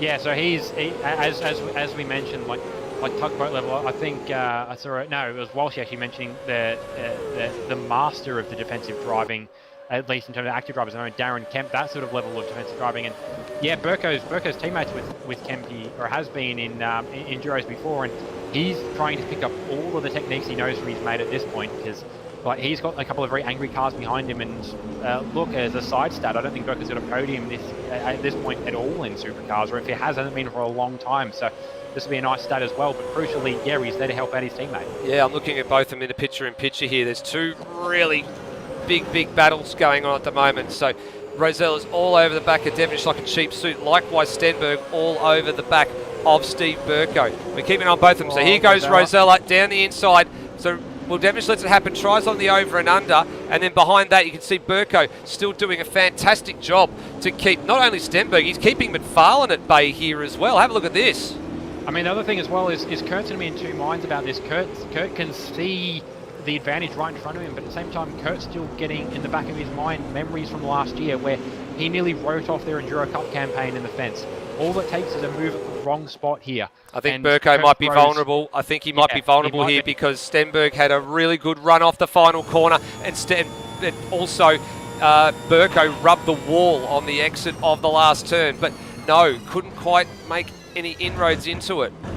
Top speeds we're seeing going down into this part of the circuit have been 265 kilometres an hour before you hit the braking zone, and Burko's parking in all the right places. He's got all the right dance moves at the moment, Steve Burko. Like, this is the thing, like Kurt's going to have to make moves at some point, but as I'm saying, it's going to have to be a smart one, because he's got like 200 something, maybe 270, 280 points that he's going to call out of this from 4th. He could make more from 3rd, but he could make 0 if he fences it somewhere and kills the car, or he could make single or 100 odd points from finishing right at the back of the grid. So he's going to be smart about this. There he goes! He's around, and he's caught McFarlane as well. And there goes Liccardo, he's going through, and a safety car as well, so the field's going to be frozen. We potentially are looking at overtime here, ladies and gentlemen. And Stenberg's lost a further position because McFarlane's gone through. But, of course, we think we'll probably see that, like, Stenberg will probably pick that one up pretty quickly. But, crucially, Rosella got through in the last 2 laps, and when Devonish needed it the most, the safety car didn't materialise. So, unfortunately, another one late in the piece, and it was just Burko he took the defensive line. You saw it on the camera there. He took the defensive line, as he was entitled to do, ran a little bit deep. Stenberg tried to cut underneath, and he just got the inside wall right at the apex of turn 11. Yeah, same thing. Nathan Nicholson, if he's watching, he's racing. I was looking at the wrong stream. Yeah, if he's watching currently, he'll know about it. A couple of guys from Dev Series will know about it. I think Rap, if he's watching as well, he knows about this from Dev Series. A couple of those corners, you can't get close to the walls. You think, well, because it's made a concrete block, it's not a smooth transitional wall.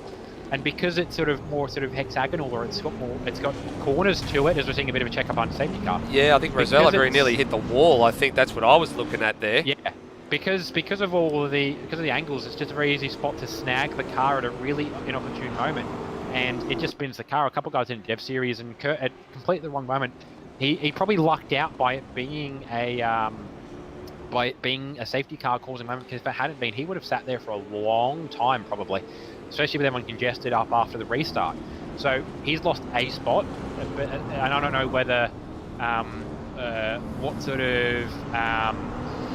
of pace that what sort of pace that Timmy's got there as well. Like, Timmy's maybe not quite been there. He's been there or thereabouts tonight. He hasn't been Kurt pace, but again, I don't know how many laps we're going to get at the end of this as well. If it's a one-lap shootout, it's literally just make a dive at first opportunity. Same for Will, make a dive at the first opportunity and then block like hell. None of this is guaranteed yet. The fun bit from this, Burko's still third. He's got McFarlane behind him. McFarlane, the crucial thing, McFarlane doesn't have a championship to worry about. McFarlane can make a bit more immature. Like, he can go for a move. He's not going to be negatively affected by going for a move in the same way Kurt would have. So I'm not sure Steve is necessarily going to hold on to that position. Depends on how many laps are left.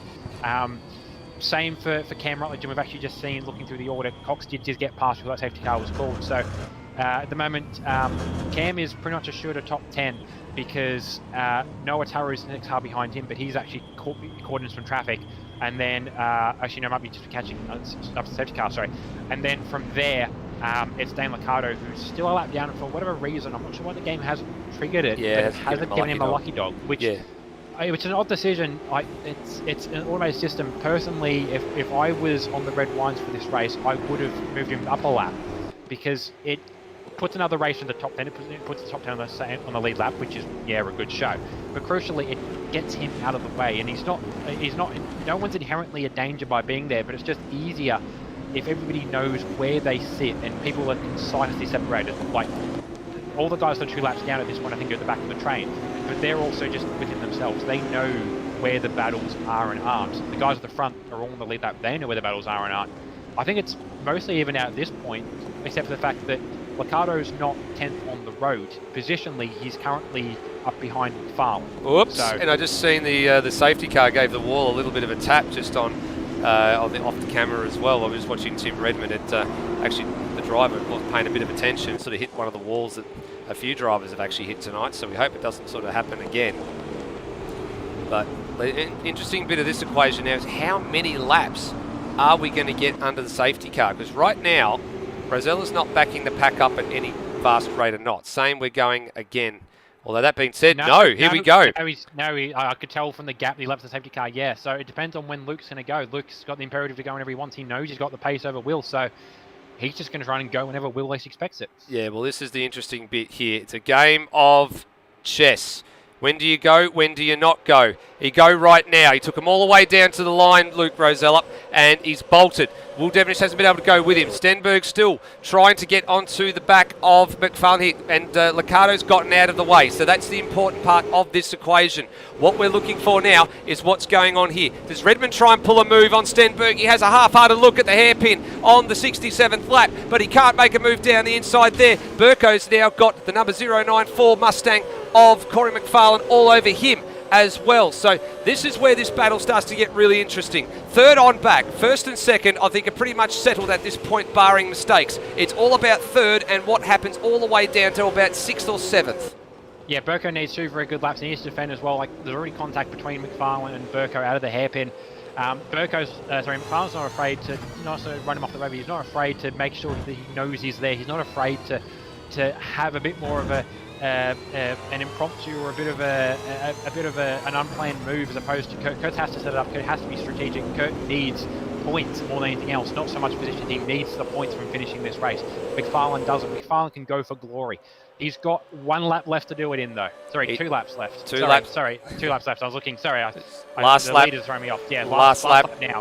So he's got a lap left. Last lap right now. So this is where it all is. The interesting thing, Redmond hasn't really thought about a move on Stenberg. He's really just sitting there. Is a move going to come here? Stenberg with a drive-through. McFarlane tries to send it up the inside and put a bit of panel rubbing on Burko there. That's a bit of an interesting move. He was very much out of control. Burko on the drag now, out of thing. Not really happy about what's going on here. McFarlane putting a major block on the run to the chicane. 1, 2, 3, 4, and Burko get into the... There was some contact there, and Burko got into the back of him, and on top of that, Stenberg a little bit of contact with Burko as well. I'm not sure Stenberg should be buying into this. This doesn't affect him. He's going to drive through. He's going to lose 30 seconds. I'm not sure him trying to fight these guys is really what is good for anybody at this point. What a major swing and seismic shift in this race. Burko and Stenberg not only around as well, but Redmond's gotten through as well. Will pick up the race leader. He's going to win this race. He's pretty much dominated the proceedings. handled the safety car restarts as well as he can. Rosella wins the Gold Coast 200. Will Devonish home for second place. That's important for him. McFarlane, another podium for him in third. And then behind them, it's all about what happens afterwards. So Redmond fourth, Burko fifth. And then we're seeing Stenberg dropping down the order. Now, of course, it has docked him a lap here. So we're now going to have to pay a bit of attention to how all that goes out. Because Liccardo was the first car one lap down. Yeah, and so that would put Stenberg to eighth. So yeah, so there will need to be a bit of correction going on here with how all this goes. So the result, based on what we understand it will be, barring penalties and from what we've seen there, Rosella, Devonish and McFarlane. Redmond got past not only Burko and Stenberg after all that. There must have been a bit of a calamity there and all of that. And then Burko and Cox got through. So Daniel Cox top 6, Rutledge 7th. Noah Tara will be 8th. Now Stenberg will be 9th because Noah Tara, I'm led to believe, is on the lead lap. Sorry, yeah. So last yeah, week, he was on the lead lap. Behind, sorry, yeah, so based on what we're seeing there, Liccardo will actually finish 10th. We'll of course, go back and verify all of that in between times and things as well, and make sure all that is done according to plan. But wow, what a chaotic finish. And what on earth does this do for the championship standings? We're going to be tearing our hair out doing the math after this one just to work out what's happened. So as we understand it right now, doing the math, it was about 166 points coming into tonight. If it stays the way that it is, barring any penalties that do need to be factored in, of course, Will Devonish takes away 276 points for a second place finish. And then Stenberg takes home 168. Yeah, so that's a massive swing. That's over what's that? 100 and I'm just trying to do the math in my head here.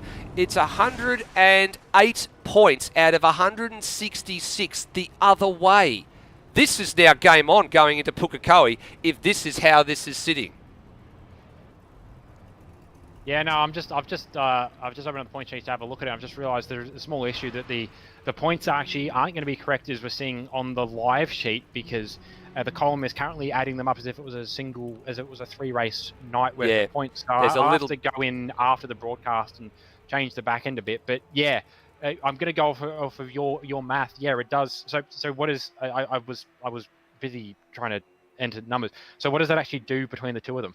Well, it actually means that the margin from 166 is down to, I think, from, if memory serves me correctly, it's going to be about 108 points less than what it is right now. So you do the math. It's going to be sub 50 points, about 58 points, I think, is what it's going to be going into the. And that's the way those guys are racing, especially with the strength of the top 3, top 4, top 5. If they're all present, and look, there's been some guys of that pace that have been flagging interest in racing. As well, we've had a couple. We had somebody in the last 24 hours jump in who's bringing it fall into that battle pack as well, based on what we know of his pace in other platforms. Yeah, it's now at the point where nothing was guaranteed coming into this round anyway, but nothing is guaranteed now. If it's less than 100 points the difference, 60 odd points the difference, that can be determined in even one race, and more conceivably can be determined across the 2-race night at Pookie. But we've still got all of tonight to round up. But that's not That's not what Kurt wanted. No, well, it's flipped it on its head. I wasn't expecting that. I'm going to be honest with you, Rody. I was not expecting in that at all. I don't know where we start. I honestly don't know where we start. We're obviously going to be going to our podium interviews in just a few moments, with thanks to Beyond Electrical. But I'm reading some feedback that I'm seeing at the moment. I'm trying to figure out how to, I guess, digest all of this, and I would imagine that a number of people are quite frustrated at the moment with a few things that are being seen at the moment. We've got to wait for our first and third place men to make it over here to have a chat with us. That's if they obviously want to come over and have a chat. I don't know what their thoughts and feelings are right now, but we have got one of them here. Rody, we've got to start digesting this. Where do we start? Actually, we've got two of the guys at the moment. Where do we start? Look, we'll go from the top to give give the third place runner a chance to get in here if he does feel like it. So, Luke Rosella, look, it was altogether actually a pretty good night for you. You kind of had to work for it a bit in the race, but look, you're looking pretty good out of the box when you're a second something quicker in qualifying. Yeah, no, the car felt really good. We just used the setup from last year from the Enduro Cup, which was pretty rapid as well. So we're all set with the setup. We just did the grab thing, and I think we did that successfully. I think, yeah. Yeah. So yeah. How was the thing coming into tonight? Obviously, your championship fight is I suppose less of a focus for you. You're just trying to, I suppose, get back into the top three. Was it sort of a balls to the wall approach, or was it were you probably a little bit apprehensive given the nature of the track? I think it's been balls to the walls ever since round 4. Ever since I got that DQ at Melbourne, which basically, in my opinion, ruined the championship for me. So it's been pretty good. I've not been thinking about the championship all year, so it's been pretty good. And yeah, this is one of my favourite tracks on the calendar. So yeah, always like going around this track. It's for some people they don't like it because the walls and all that, but yeah, I'm a big fan of street circuits. So yeah, this is always going to be a fun event for me. Yeah. So yeah, in the end, pretty good all the points. Obviously, we're a pretty good clean sweep of the weekend. I actually didn't keep track of fastest lap in all the chaos that happened, but I'm not sure whether you picked that up as well. But yeah, coming into the last round at Pookie, what's your thoughts? Pookie's a bit weird for me. Don't think I've been really fast around there in previous years and on other leagues, so whatnot. So yeah, we'll give it a big shot. Of course, I'm gonna try keep out of the way of the top 2 in the championship because mine's over, and I know Stenny's not too impressive himself with the drive-through, so he'll be right in the fight to try and beat Will. So yeah, I'll try keep it out of the fight, and we'll have some fun and see what we can do. Yeah. Well, good run from yourself tonight, Luke. And as we said, still in the fight there to get onto the podium in the championship. But we're still going to wait a month or so to decide that. Actually, I suppose the last thing as well. How's your prep going for Enduro Cup? I've done no practice, so I think the prep I should be doing is designing a bloody livery for Lewis to submit. So yeah, I got to probably get onto that. But in terms of actual motorcar sport practice, I've done none. I didn't even know the calendar, so yeah, no, I should be good. I'm partnering with Corey, who did a good job today. So yeah, we should have a dip and see what we can do. Go Croatia! Alrighty. Well, you're going to see tonight, Luke, and we'll catch you in about a month for Pookie. But obviously, we'll see you between now and then for Enduro Cup. Thanks, Randy. Alrighty, moving on to second place, Will Devonish. That was a monumental fight. You seem to have a knack for fights for the lead with I forget the team name. This is bad. With the AAR drivers at the end of Gold Coast races, obviously you had a pretty good battle, if memory serves correct, with Lockie Burke last year in the Enduro Cup, and you had a pretty good fight at the end there with Luke Rosella. How'd that race go for you, Will? Honestly, I am happier than a pig in shit right now. That was absolute crazy night, and some of the racing was great. The team pulled together. We had awesome results. I had a result better than I thought I was going to get for the night. I thought I'd be miserable circulating in 3rd or 4th, but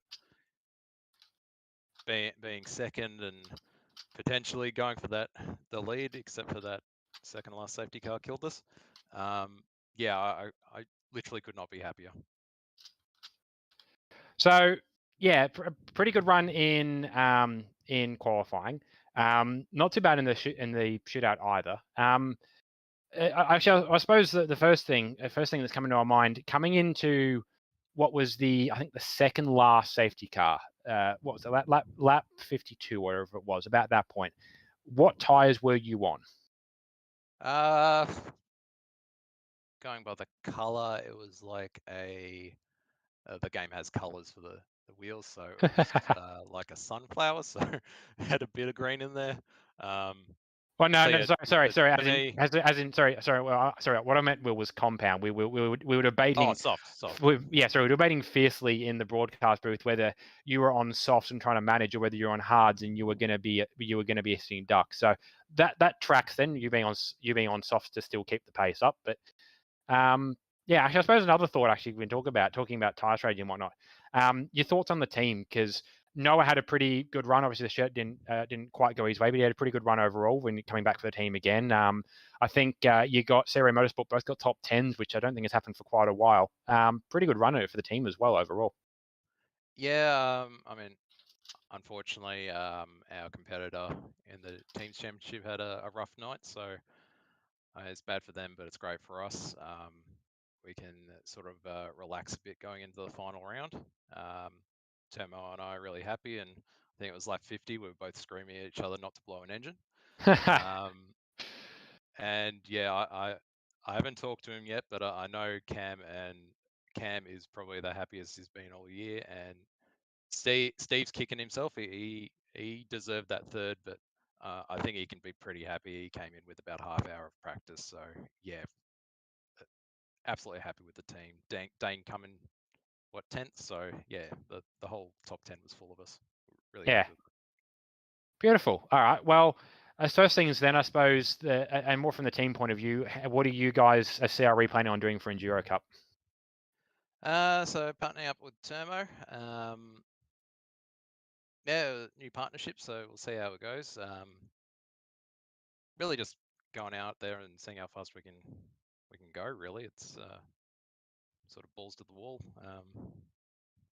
No real strategy or anything. Just balls to the wall.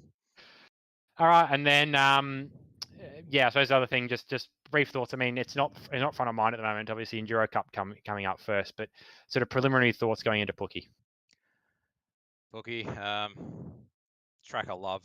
It'd be nice to get one more win for the year there. So yeah, we'll definitely go for it. We've got a few points back tonight, so look, we're actually going into the final round with the chance of getting the title. So we'll do our best. Alrighty, well, great work tonight, Will. And look, you did what you needed to do. And yeah, we'll as with Luke, we'll catch you in about a month or so for Pookie, but we'll see you in the next couple of weeks for Enduro Cup. Thanks, Roddy. And finally, Corey McFarlane. And I think it's been a while since we've last seen you, Corey, but coming back and slowing us around to a third place is a pretty good run. Yeah, thanks. Happy and disappointed with third at the same time. Yeah, pretty long race. Bit over it by the end, and then the last few safety cars, it was good to have some racing rather than just tyre managing the whole way. So yeah, it was a bit up and down. Yeah. So what was the strategy coming into tonight? Had you had a chance to get too much practice done, or is it just sort of roll the dice and see what happens? Well, yeah, me and Luke came into the session a bit today and just had some races together, and after getting thumped by about a second a lap, I was pretty demoralised, so couldn't really be bothered putting in anymore. And then the strategy was to go, I think it was about 17, 18 laps on softs, but yeah, we just couldn't make them last like Will could. So yeah, I think it was the second or third stint I threw on the hards. Personally, I didn't mind how I was handling. Wasn't as quick, but yeah, could make the tyres last, and then with the safety cars, it was just get on the softs and try and go as far forward as we could. Yeah, so we talked that was about Enduro Cup, and obviously we've already talked about your pairing with Luke Rosella. We're not going to put any pressure. We're not going to ask you any of the juicy questions because he's in the chat, and we don't want to get you fired from your team. But you know, what's your thoughts coming into the Enduro Cup? Because from memory serves correct, you didn't run last year. Nah, I don't know what my availability is like. Whether I'll be doing all the rounds. Hopefully I can. But yeah, anyone who's willing to drive with me in Enduro is pretty brave, because the game is quite, or my AMS seems to like to just crash a fair bit. And in ASC last year with Stenny, couldn't do we could only do one driver swap because every time I would get in the car, the game would crash. So yeah, not sure what will happen, but hopefully it all goes well. Yeah, I suppose the other thing as well. Then also coming into Pookie, you've had a bit of a part-time season. Are you planning on running Pookie or not? Yeah, I'm not sure. If I'm free, yeah, might come and just have a bit of fun. But yeah, I don't know. I've enjoyed it so far, so might come back. Awesome. Well, good to see you tonight, Corey. And as I said, a good bounce back from a round or so off to come back with a podium. And we'll catch you to Enduro Cup, and hopefully catch you in Pookie in a month's time. Yeah, thank you, and thanks to Luke and Stenny as well. Unlucky to Stenny, and big thanks to Cole as well tonight for helping out with the strategy. 100%. Yeah, it's good to have the team behind you. Alrighty. Thank you, Corey. And now that's been our top 3. Thanks, buddy. It's, I guess, been a really unusual night. I think that's, well, we entered the night and we looked at the championship standings and we thought, well, there's 2 ways that this is going to go. Either everything's going to get a bit bigger or everything's going to get a little bit smaller. So I looked at it and I thought the odds favour that it will be, it'll probably might close up or it might get a bit bigger, but it won't be by very much because of how, tightly packed that top sort of group of 3 or 4 cars has been all season long. I wasn't expecting the outcome at the end of that. Yeah, well, the other guys give some credit to actually and all that as well. But a couple of guys, I did actually get a cheeky PM from Coxie asking if he could be interviewed, and if it was any other form, if it was the 3-race format, we'd absolutely bring him in because that was a good run for Coxie. Same for Cam Rutledge and for Burko, yeah. For Burko, yeah. Just some really good sort of outliers to the where we expect performances to run to really just benefit from the night. And that's the thing, half of it is just you've got to be there to perform, to get those good performances. You've got to make it to the end of the race, and it played very much like a Bathurst or a classic enduro where it's all about you just getting the car to the last stint, and then from there just good luck. But you have to get to that last stint first, and a couple of guys tonight didn't get that far. Higginson pulled the car out. Rossi very unfortunately with that lag out. A couple other drivers, but like, that's half the gamble is just getting to that position. But yeah, no, that was all up from the guys on track. That was a pretty good run. Look, I expected it was going to be it could be a pretty clean night. Other people had predictions would be pretty messy. It fell somewhere in the middle. There's going to be probably some work to look back at. Chief among it was probably just what happened for that 10 laps or so where everybody was where they shouldn't have been. But it's one of those things. It's like we caught it in time. Nobody's race result was affected by it, so it's no big deal. No, all in all, it's a pretty good night's racing. I'm pretty happy with it from the point of view that I'm sitting here calling it, and a little disappointed that we've got a month or so break till the next round. Yeah, we actually have, I'm actually doing the math on that right now. I believe it's about 6 or 7 weeks. I'm actually just checking it on my calendar now to confirm. It's 6 weeks. 6 weeks till Pukekohe.